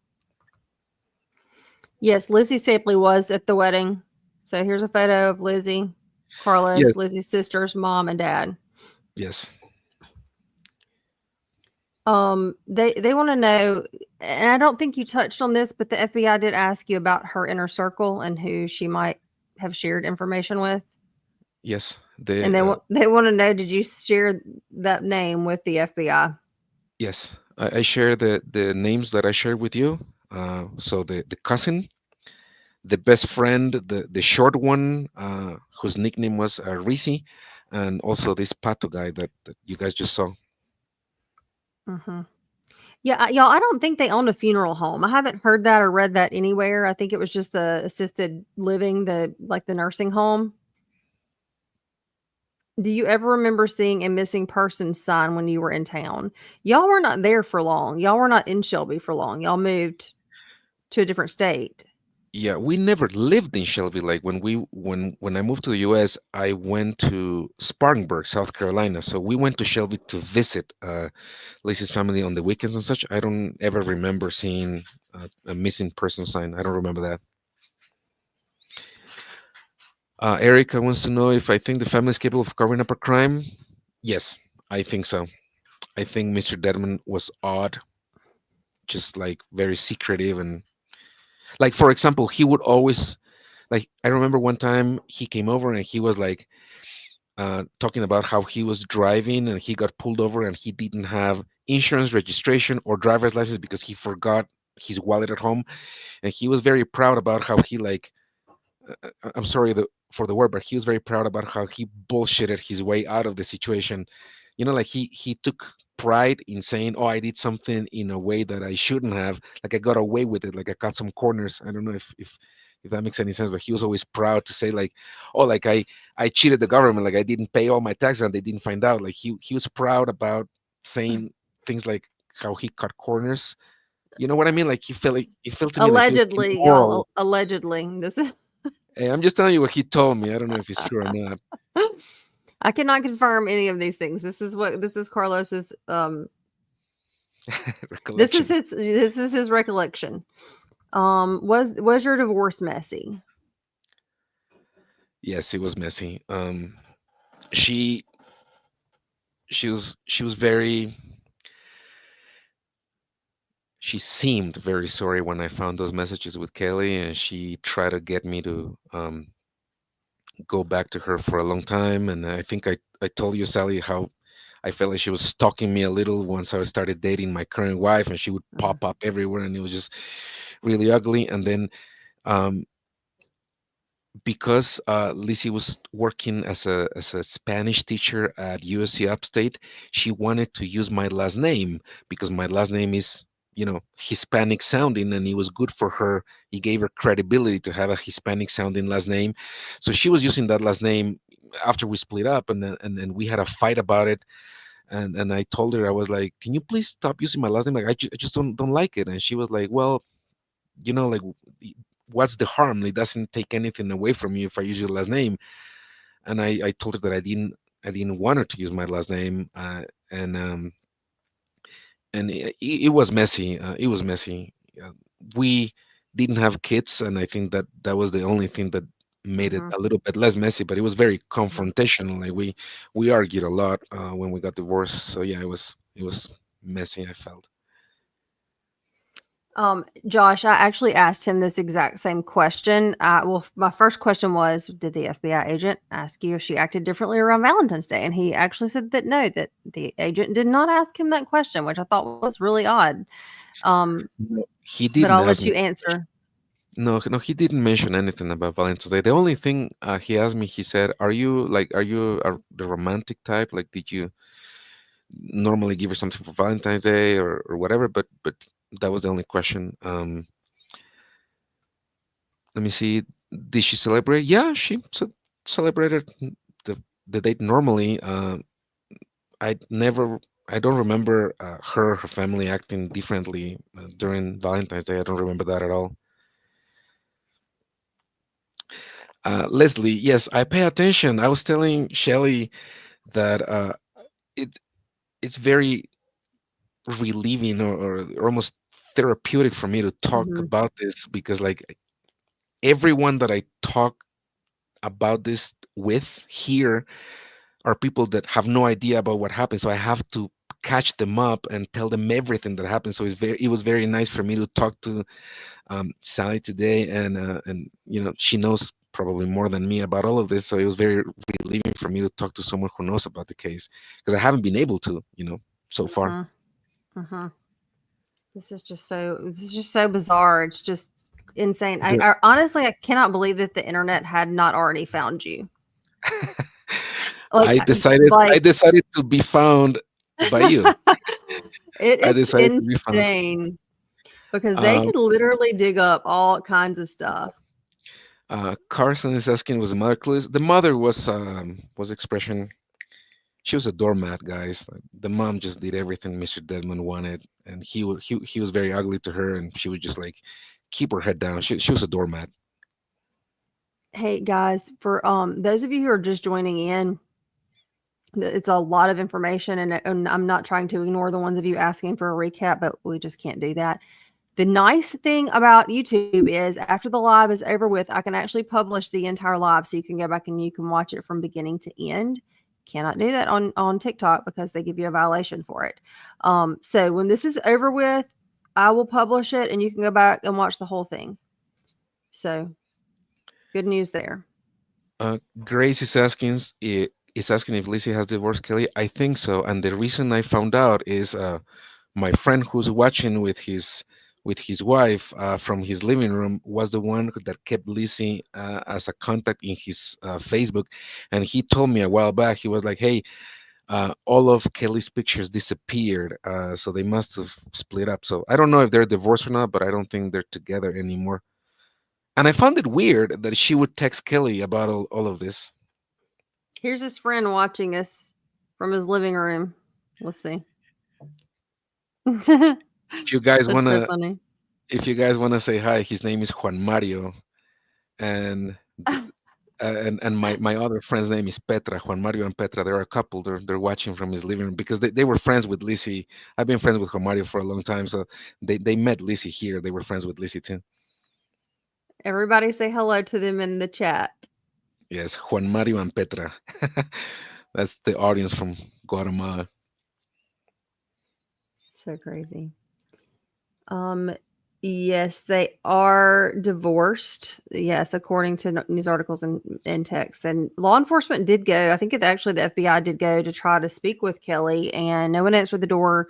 But they did say that they saw a child in the window. I think they actually said a girl in the window, so it was probably their daughter. I don't personally believe that Kelly had anything to do with whatever happened. I think it based off the text messages, this is my opinion, guys. It sounds like he is privy to some information, what I don't know, but I don't think Kelly had anything to do with whatever happened. Did she ever say Me why neither. she didn't like to drive? Um, my, my friend Petra just rubbish you like Carlos. I think it's because I say my name. Oh Um, gosh. she about the driving. This was actually another fight that we had.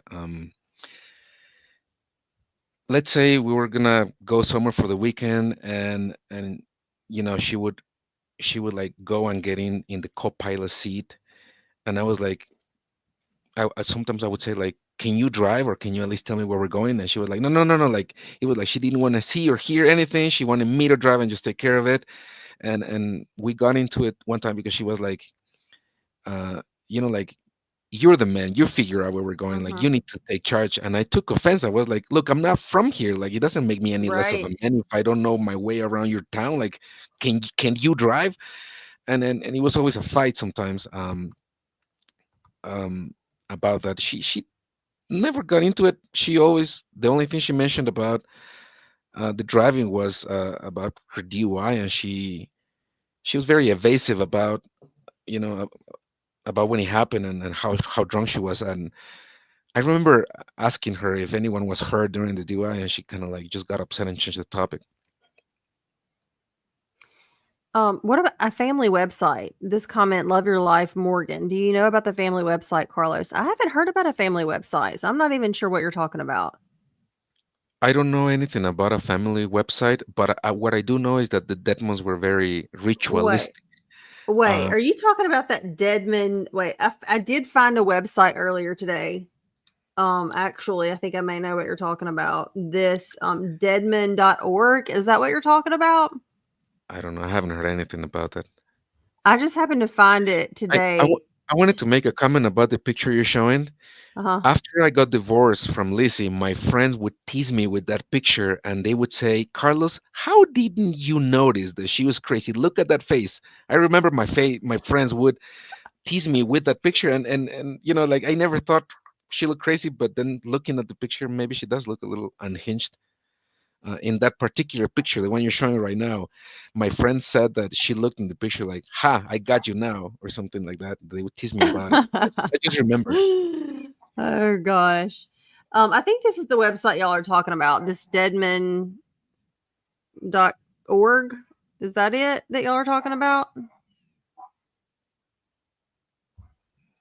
Maybe.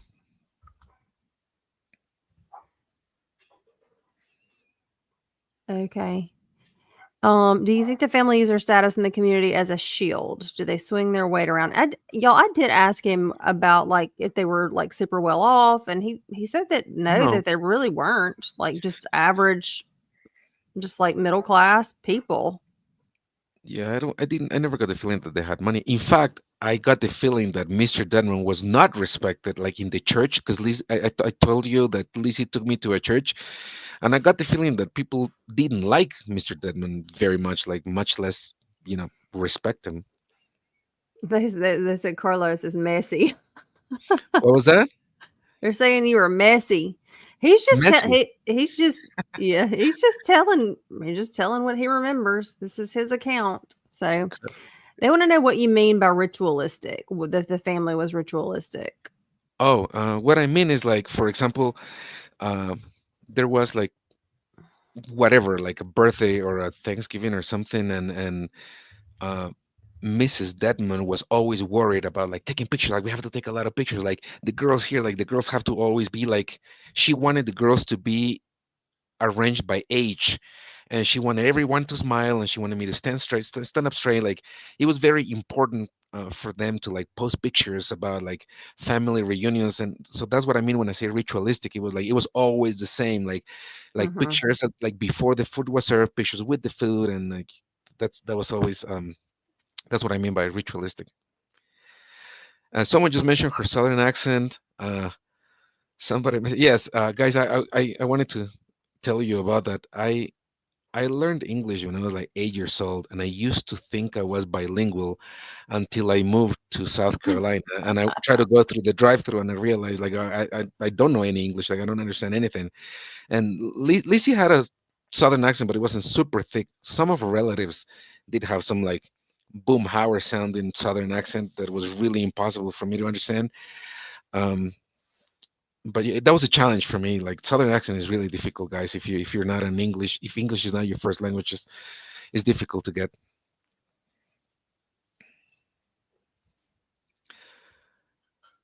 I'm not sure if you've answered this because I was late. Did he ever welcome you into the family? No, he was never welcoming to me, but he wasn't ugly either. He was more like I was invisible a little bit. Like, oh, that's a husband. It's fine. Like, it's like you know what feeling I got from Mr. Deadman? I got the feeling that he was relieved. Like, okay, one girl down, one's married. Now she's not my problem anymore. Now on to the other two, and then Sarah, the middle one, that one on the picture, the one with black hair, she got married with Benji, and he was like, okay, another one married, and I only have to worry about Anna. That's the feeling I got. Like he was somehow relieved that his daughter was married. Did Roy own a trucking company? I haven't heard that. No, I haven't heard that either. Did you have any good experiences in your marriage with Lizzie? Yes, I had some good times. Before I found out that she was lying to me about a lot of things, there were some good times at the beginning. Mostly before we got married. That was the best part, to be honest. It's so funny. I've also like Lizzie. I've also been married twice, and people ask me why did you marry your second husband? And I'm like, well, I mean, he got some good qualities. Like we had some fun. Like obviously, Yeah. if we didn't, I wouldn't have married him. So I mean, yeah, I'm sure he clearly had some good times. Otherwise, he wouldn't have married her. Exactly. Um, Yeah. If you marry someone, it's because there were some good times, and it was fun at the beginning. But that's right. uh, I was very young, guys. I was in my early 20s, so that picture that you see there was like, almost 20 years ago. So I mean, I think I was too young to get married in Mm-hmm. the first place. We should have just dated. Av Deadman. Did you ever meet Uncle Joe? You did meet Uncle Joe, yes. Yes, Uncle Joe was very nice. He was sick when I met him, but he was very welcoming in his home, and he like, he would offer me a drink or cookies, and he would like ask me about Guatemala. He was very nice. Uncle Joe was very nice. He was much nicer than Mr. Deadman. Invisibility is racism in my opinion. Probably so. Yeah. Yeah, that's a good point. I don't Did she remember have a Mr. I don't remember having one single meaningful conversation with Mr. Deadman. Like nothing longer than 3 minutes. It was always just pleasantries and small talk, and he was never interested in really talking to me. someone said did she have accountability when she messed up? Like would she take ownership if she something was her fault? Would she admit it? No, not at all. Not at all. There was something I used to say to her when we fought. I would always say, "You're sorry you got caught. You're not sorry you did it." Like she would take zero accountability when she like did something. It was always just like, "Oh, I'm sorry. I'm sorry," but it was like she was annoyed that she got caught or something. I never got the feeling that she had any accountability. Hmm. One of the witnesses who saw Aisha on the road owned a trucking company. Um, they may have. I know that the two that saw her, there were actually three. Two were in a truck together. It was a father and a son in one truck together, and then there was a second truck with a second driver. Um, have not read that either of them owned a trucking company. They could have. I'm not saying that they haven't. I'm just saying I haven't read that. Only that they were just truck drivers driving through the area that morning. Um, I don't know anything about that either. let's see. We'll take a couple more, and Someone then said, "Has Lizzie ever dated a white man?" Yes, there was an ex. His name was Josh. I remember. I think he was Josh. and he was white. That's the only guy I know of that she dated that was white. Everyone else was either black or Hispanic. Was she ever in a car accident before y'all were married? I don't know. Not I think not that you know of. maybe for the DUI, maybe the reason she got caught is because she got in an accident. But Maybe so. Maybe so. Looking back, do you see any red flags? yes, what I said at the beginning about her wanting a little mixed white and a little mixed girl, that was a red flag for sure. Who is Josh? Who are y'all talking about? Josh. Um, Someone asked if Lizzie ever dated white guys, and I said that I remember one ex from high school, I think, and his name Oh, was his Josh. name was He was Josh. white. Okay, gotcha. Okay. Then I there was the think it was Josh Josh. commenting as well, so I was like not sure what they were talking about. Yeah, I don't think the trucking company was Roy's. Yeah, Niche, there is somebody in the chat named Josh too. That's why I was getting confused. Maybe. Okay, guys, I'm not going to keep you anymore. You're probably sick of talking to me because you spent your entire evening with me. It Oh, was it was my pleasure to answer your questions. This is the first time that I talk about it. Um, uh, so hang on. Somebody says, and I've seen this question: were the sisters like morally bad people? You didn't say anything that made me think that you thought that they were bad people. no, I don't think. At least I never. They never did anything to me. Uh, and I don't remember anything that would make me think they were bad people. I remember a lot of things Lizzie did uh, that make me think she was a bad person, but not the sisters. Maybe I just didn't know them enough. Did they act entitled? Mr. Deadman did. He did. He act entitled, um, like the world owed him something. Sometimes Hang on. You say racism is bad. The girls were not racist. it was Mr. Deadman. And the question was, did the girls do anything that made him think they were morally bad people? And so the answer to that was no, because the girls were not racist. No, no, they were not. Erica, I hope the Deadmans don't see this. Well, they probably will. Roy, look okay.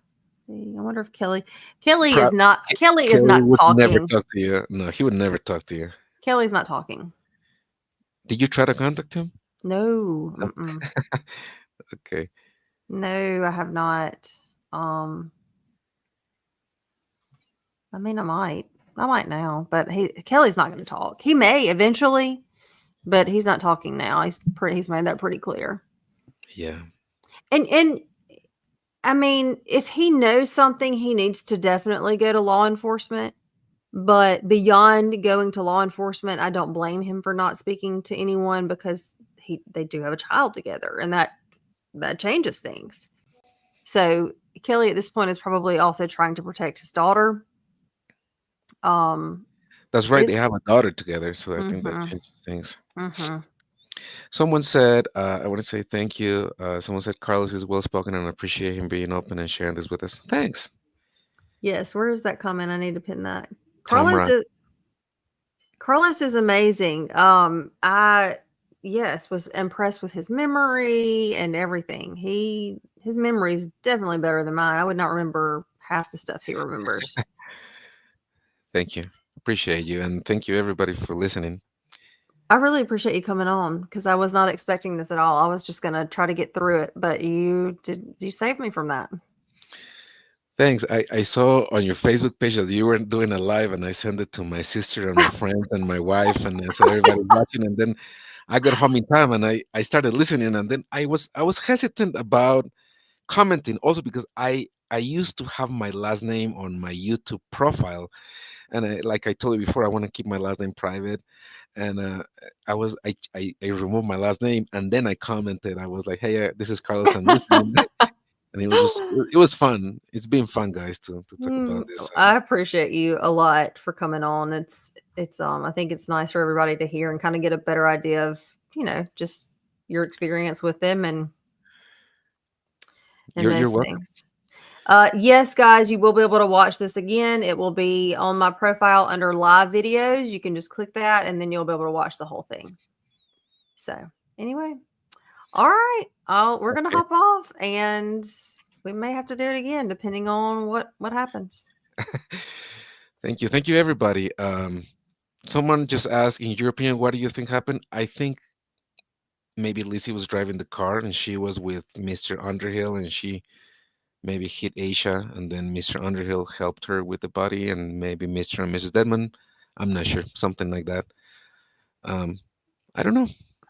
I want to find out though. Carlos, they want No, you to start your own podcast. that's for good-looking people, like like you. It's not for me. A podcast? Oh, a Nah. podcast, like an audio thing. I don't know. I mean, yeah. I don't know, guys. Maybe. It's a lot of work, guys. Yeah, No joke. yeah. I guess it's a lot of boys, but I gotta go. Thank you, everybody, for All listening. right. Um, thank you, Sally, for having me, and I'll be in touch. All right. Good night. Thank you for coming on. You're welcome. Bye. Okay, guys. Um, I had to with me a podcast with me. He is awesome. I mean, I really enjoyed speaking with him. Um, obviously, he's very intelligent. He's very well spoken, and he seems to have a great memory. So, um, that's why I'm apprehensive to think she was driving. Yeah, I mean, that's just his opinion. That's his opinion, and people have asked me my opinion, and I've changed my mind several times on what I think happens, and probably you guys have as well. Um, I don't know.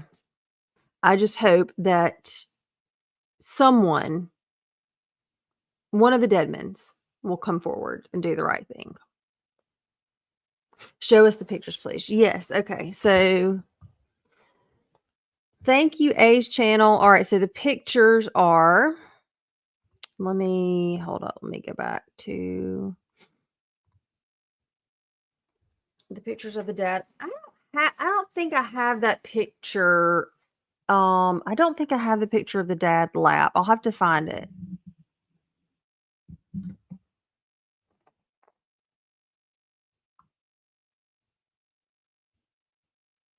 Okay, let me check the comments, guys. I will. I'm gonna have some mods for next time. I just didn't get around to it.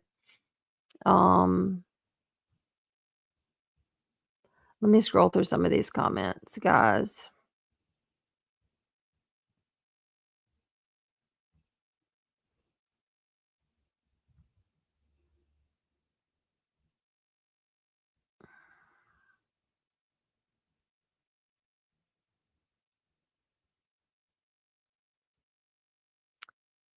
Give me just a minute.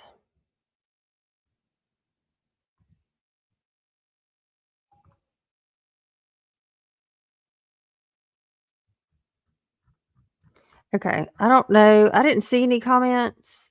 Emily, I blocked her, so I didn't. I missed whatever happened. I'm sorry.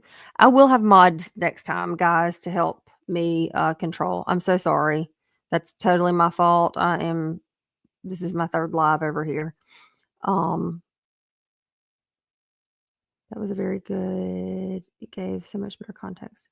I'm glad y'all liked it because then I saw some people being like, people on TikTok were being ugly because I told them, I said, you're not gonna be able to hear, come to YouTube. And then they're like, oh, you're just on here trying to get views. You're not even saying anything.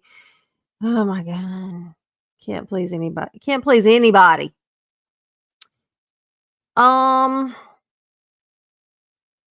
She was upset because I was smiling.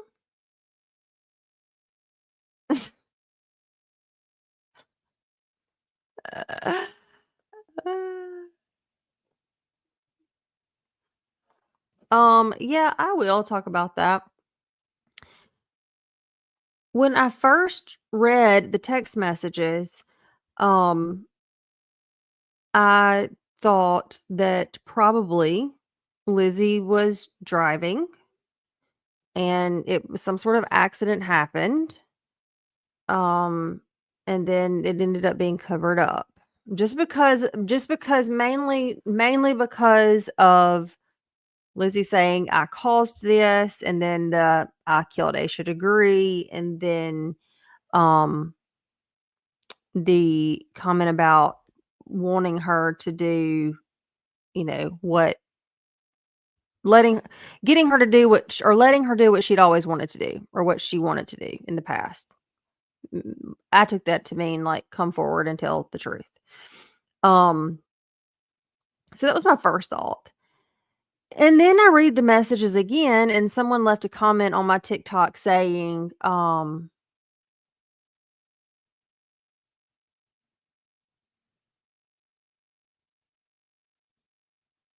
she said, "What?"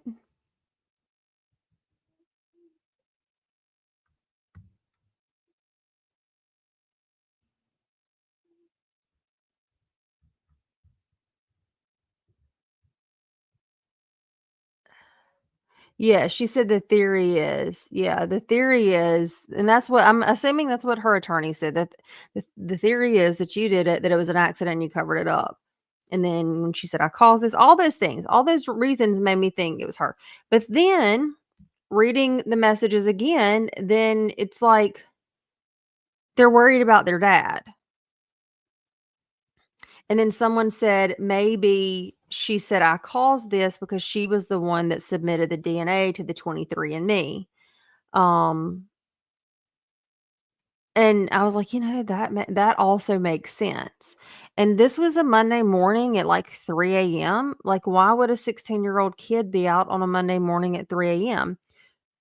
It would be very interesting to know like how much parental supervision the girls had as teenagers. I was not out on a Monday morning at 3 a.m. I can tell you that.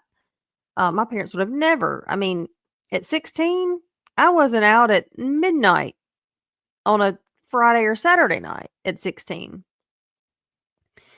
So those things made me think that maybe it wasn't her. I don't know. I just keep going back and forth, but it's pretty clear based off of things law enforcement has said. Let me go find this.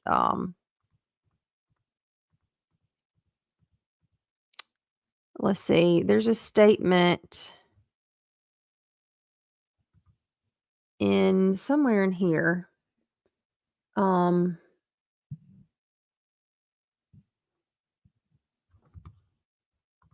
I found it last night. Let's see if I can find it on my phone. TCM. I'll head over to TikTok to mod because no, TikTok's gone. I turned TikTok off a long time ago.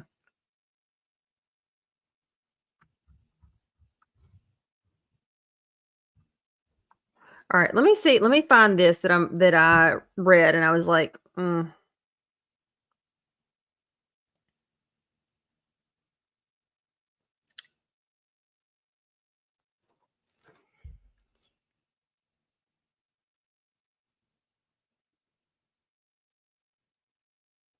All right. Well, I mean, first of all, it says they believe that she was the victim of a homicide, and that could mean a murder. That could mean a homicide can mean lots of different things. It does not necessarily mean murder. So you have to keep that in mind. And there was another comment on here.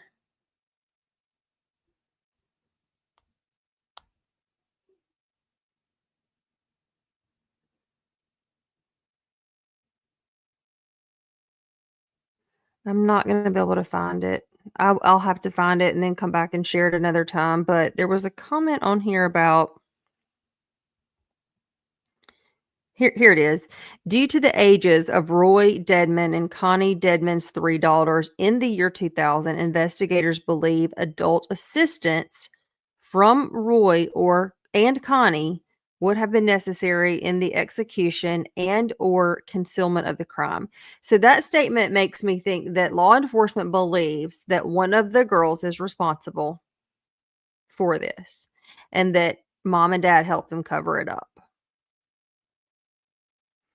They may have been out of school Monday. Now, Aisha's school was out of school Friday. That Friday was a work day. So my assumption is, and I don't know if they went to schools in the same district. I know they did not go to the same school because Aisha was in elementary and these girls were high school age girls. So it's possible that they were that their school was out on Monday. I'm just not sure about that. The only thing I know is that Aisha's school was out on that Friday.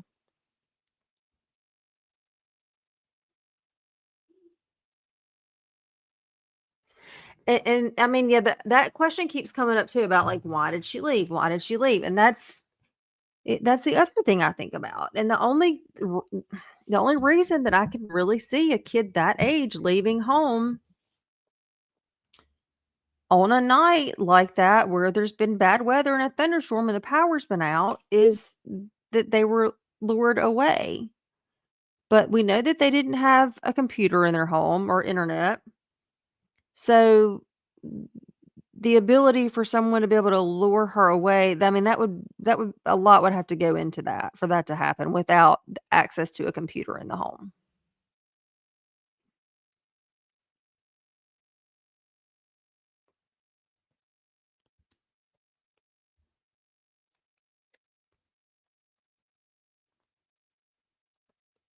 Oh, school is out usually out on Valentine's Day, weirdly. Interesting. I can't hear or just me. Can y'all hear me?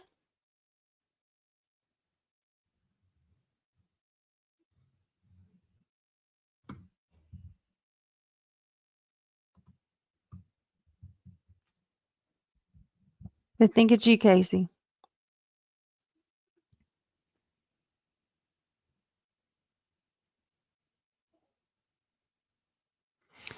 So maybe the teenage girls didn't have school that Monday, and maybe that's why they were out.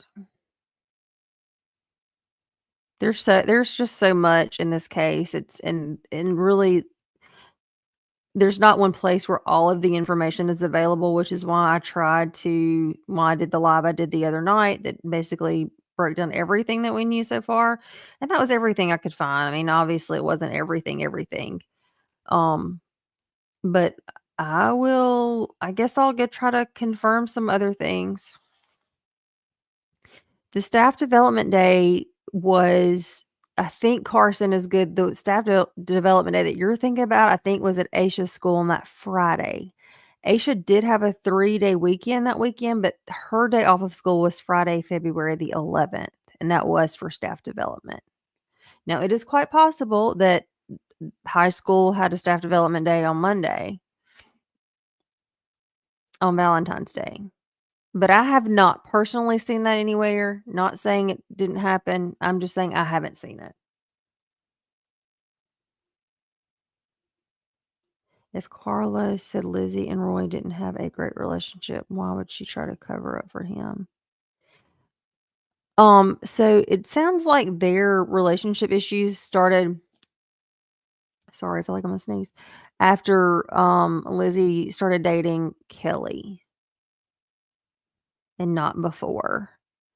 So I feel like this is my opinion that once they got to the point where if they started having a negative relationship because she was dating and then married to a black man, they had kept a secret, if allegedly, for so many years that at that point it was like people they're afraid to talk. Hell, they're still afraid to talk. Nobody's talking. I mean, they've incriminated themselves in text messages, my opinion.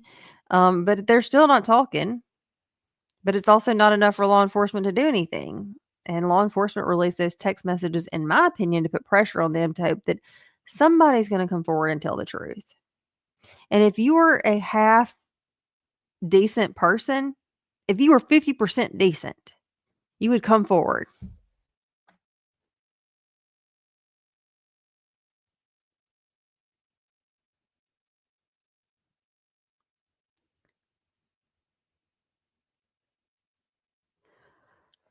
Yeah, it's still her father and her child's grandfather. That's right. But like I said, long before those issues started, this happened. Aisha disappeared long before she started dating and then married Kelly. If that's what caused the issue, I'm just being extra cautious, guys. We know that Roy was over a private school that had a strict segregation policy. That is been printed in a newspaper, and that's confirmed. So I don't question anything that Carlos told me personally, but I can't confirm any of the things other than I can confirm that they were definitely married.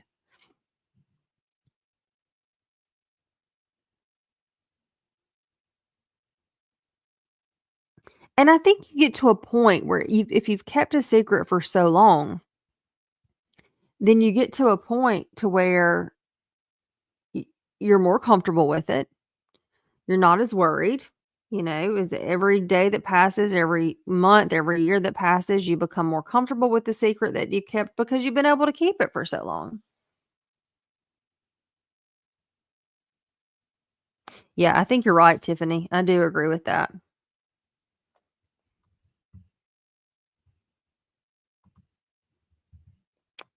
Misty, I agree 100% with that. I don't think that is why she hasn't spoken out. I think at this point it's fear,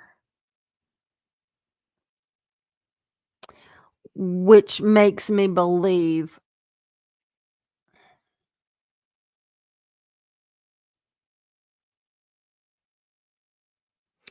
Well, Casey, and that's the thing. That's what I was just about to say.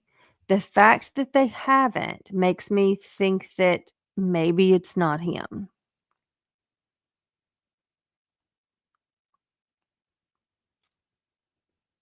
Carlos has asked me to keep his last name private. So, oh my God, Misty, I can't imagine. I literally cannot imagine. I'm the type of person that when I need to rectify something, like I have to do it right then, right that second, and I'm not going to rest until it's done. I cannot imagine. It probably would have killed me trying to keep a secret like that.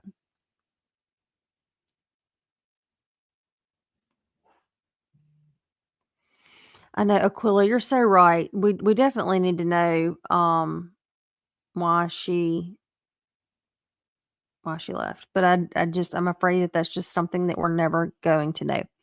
One thing I did consider is that maybe a friend invited her for a sleepover, and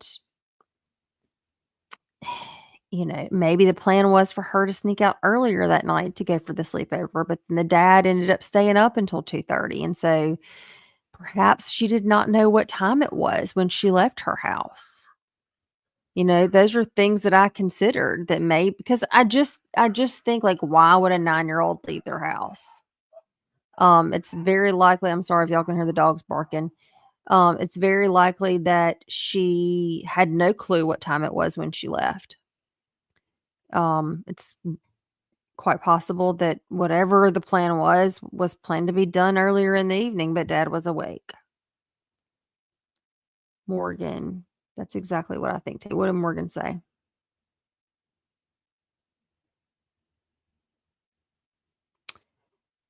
Um,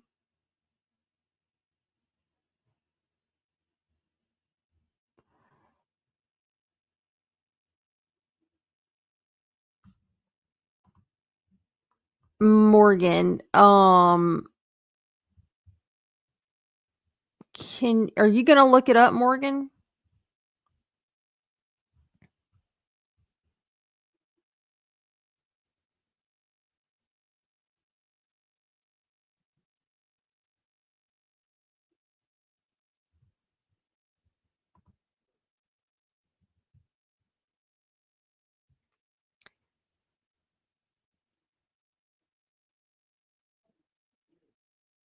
Morgan, do you follow me on TikTok?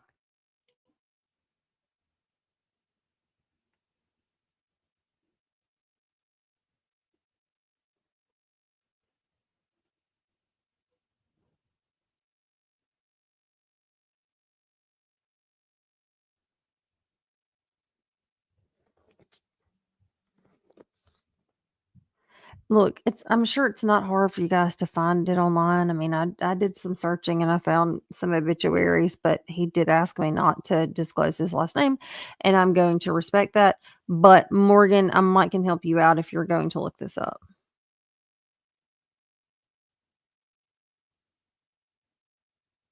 In 2013, when? Level 5. A level 5 what? Somebody did that's right, Sassy Pants. I do remember somebody looked it up. It was before they were married. That's right.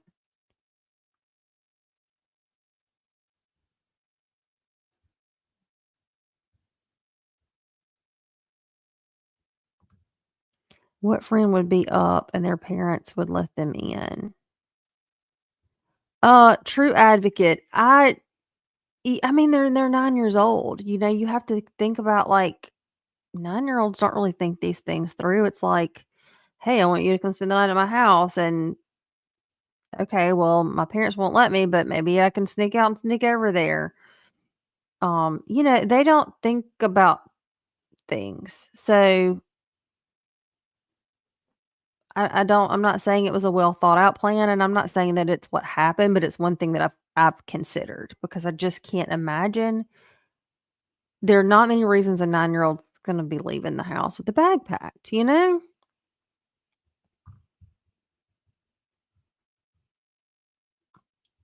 Oh, blood alcohol, I see.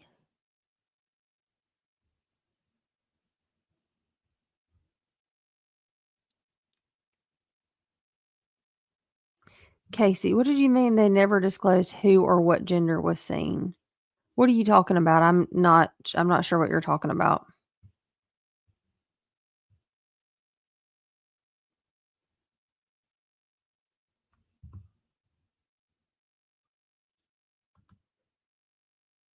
The witness gave a report on what the person. Oh, the witness. Oh, they did? Did they? Because I haven't seen that.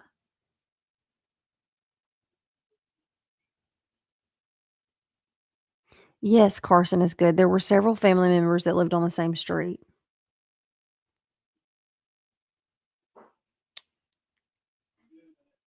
Aquila, the witness gave a report on whether it was a man or a woman.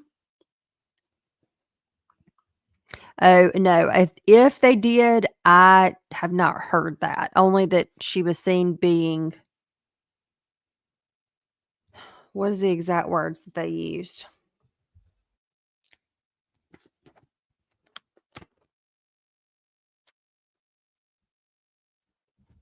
May have been sighted getting into a dark green vehicle. Wow, I turned right to the page that I had that written on.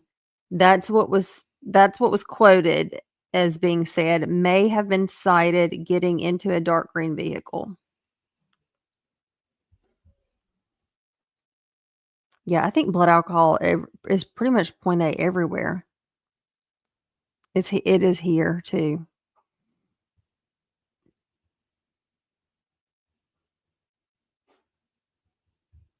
Well, and I also believe that whatever was covered up or whoever whatever happened, I do think that the sheriff at the time, had a hand in choosing not to release certain information to help aid in a cover up. That's my opinion.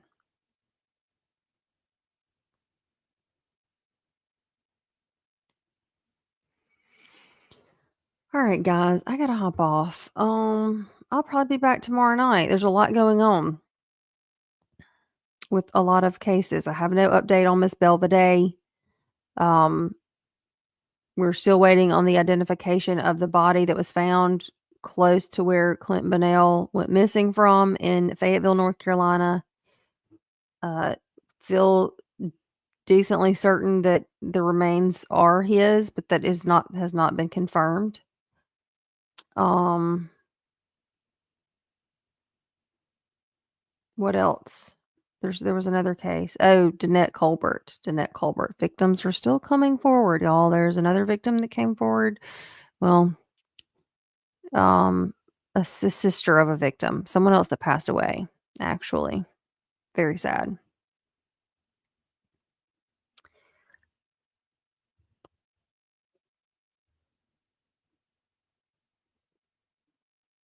Yeah, I mean,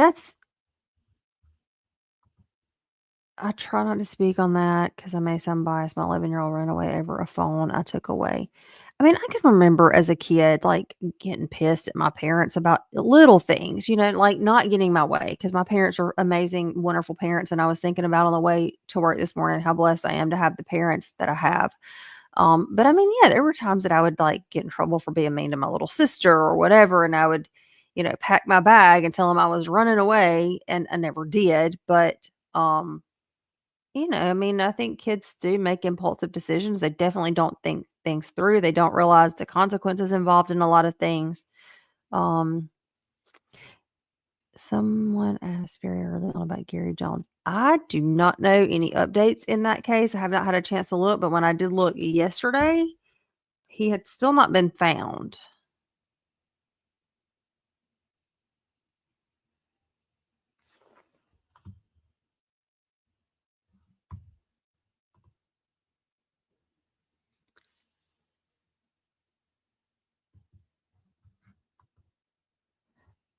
Um, Melanie, and they did say it was her undershirt.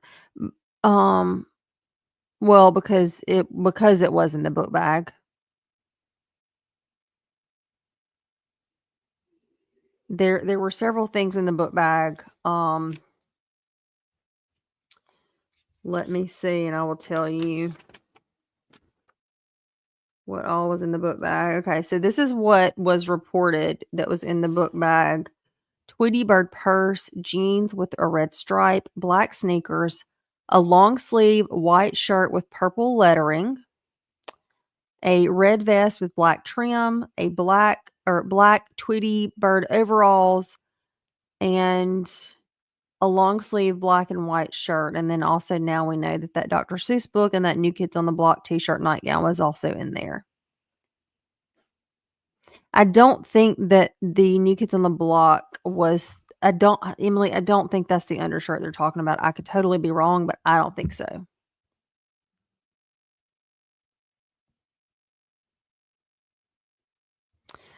Thanks, Morgan. I appreciate you saying that.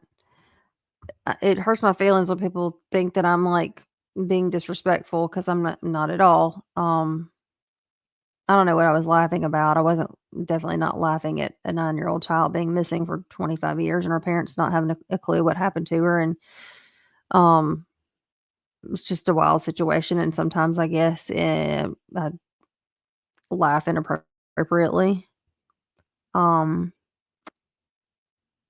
is the barn a red herring? I'm not real sure about the barn, Erica. I mean, they did say that that woman did upholstery on furniture, and those were things that could have fallen out of a couch, like couch cushions or whatever.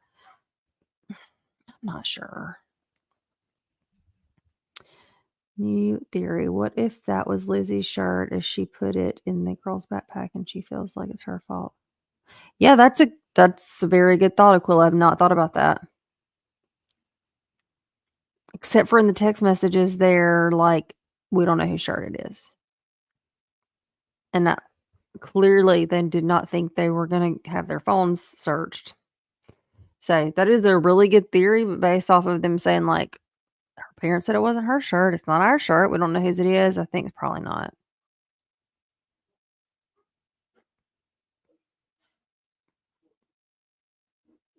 Yeah, Jessica. I mean, definitely it happens. I think what makes it even more odd is the time of day. Um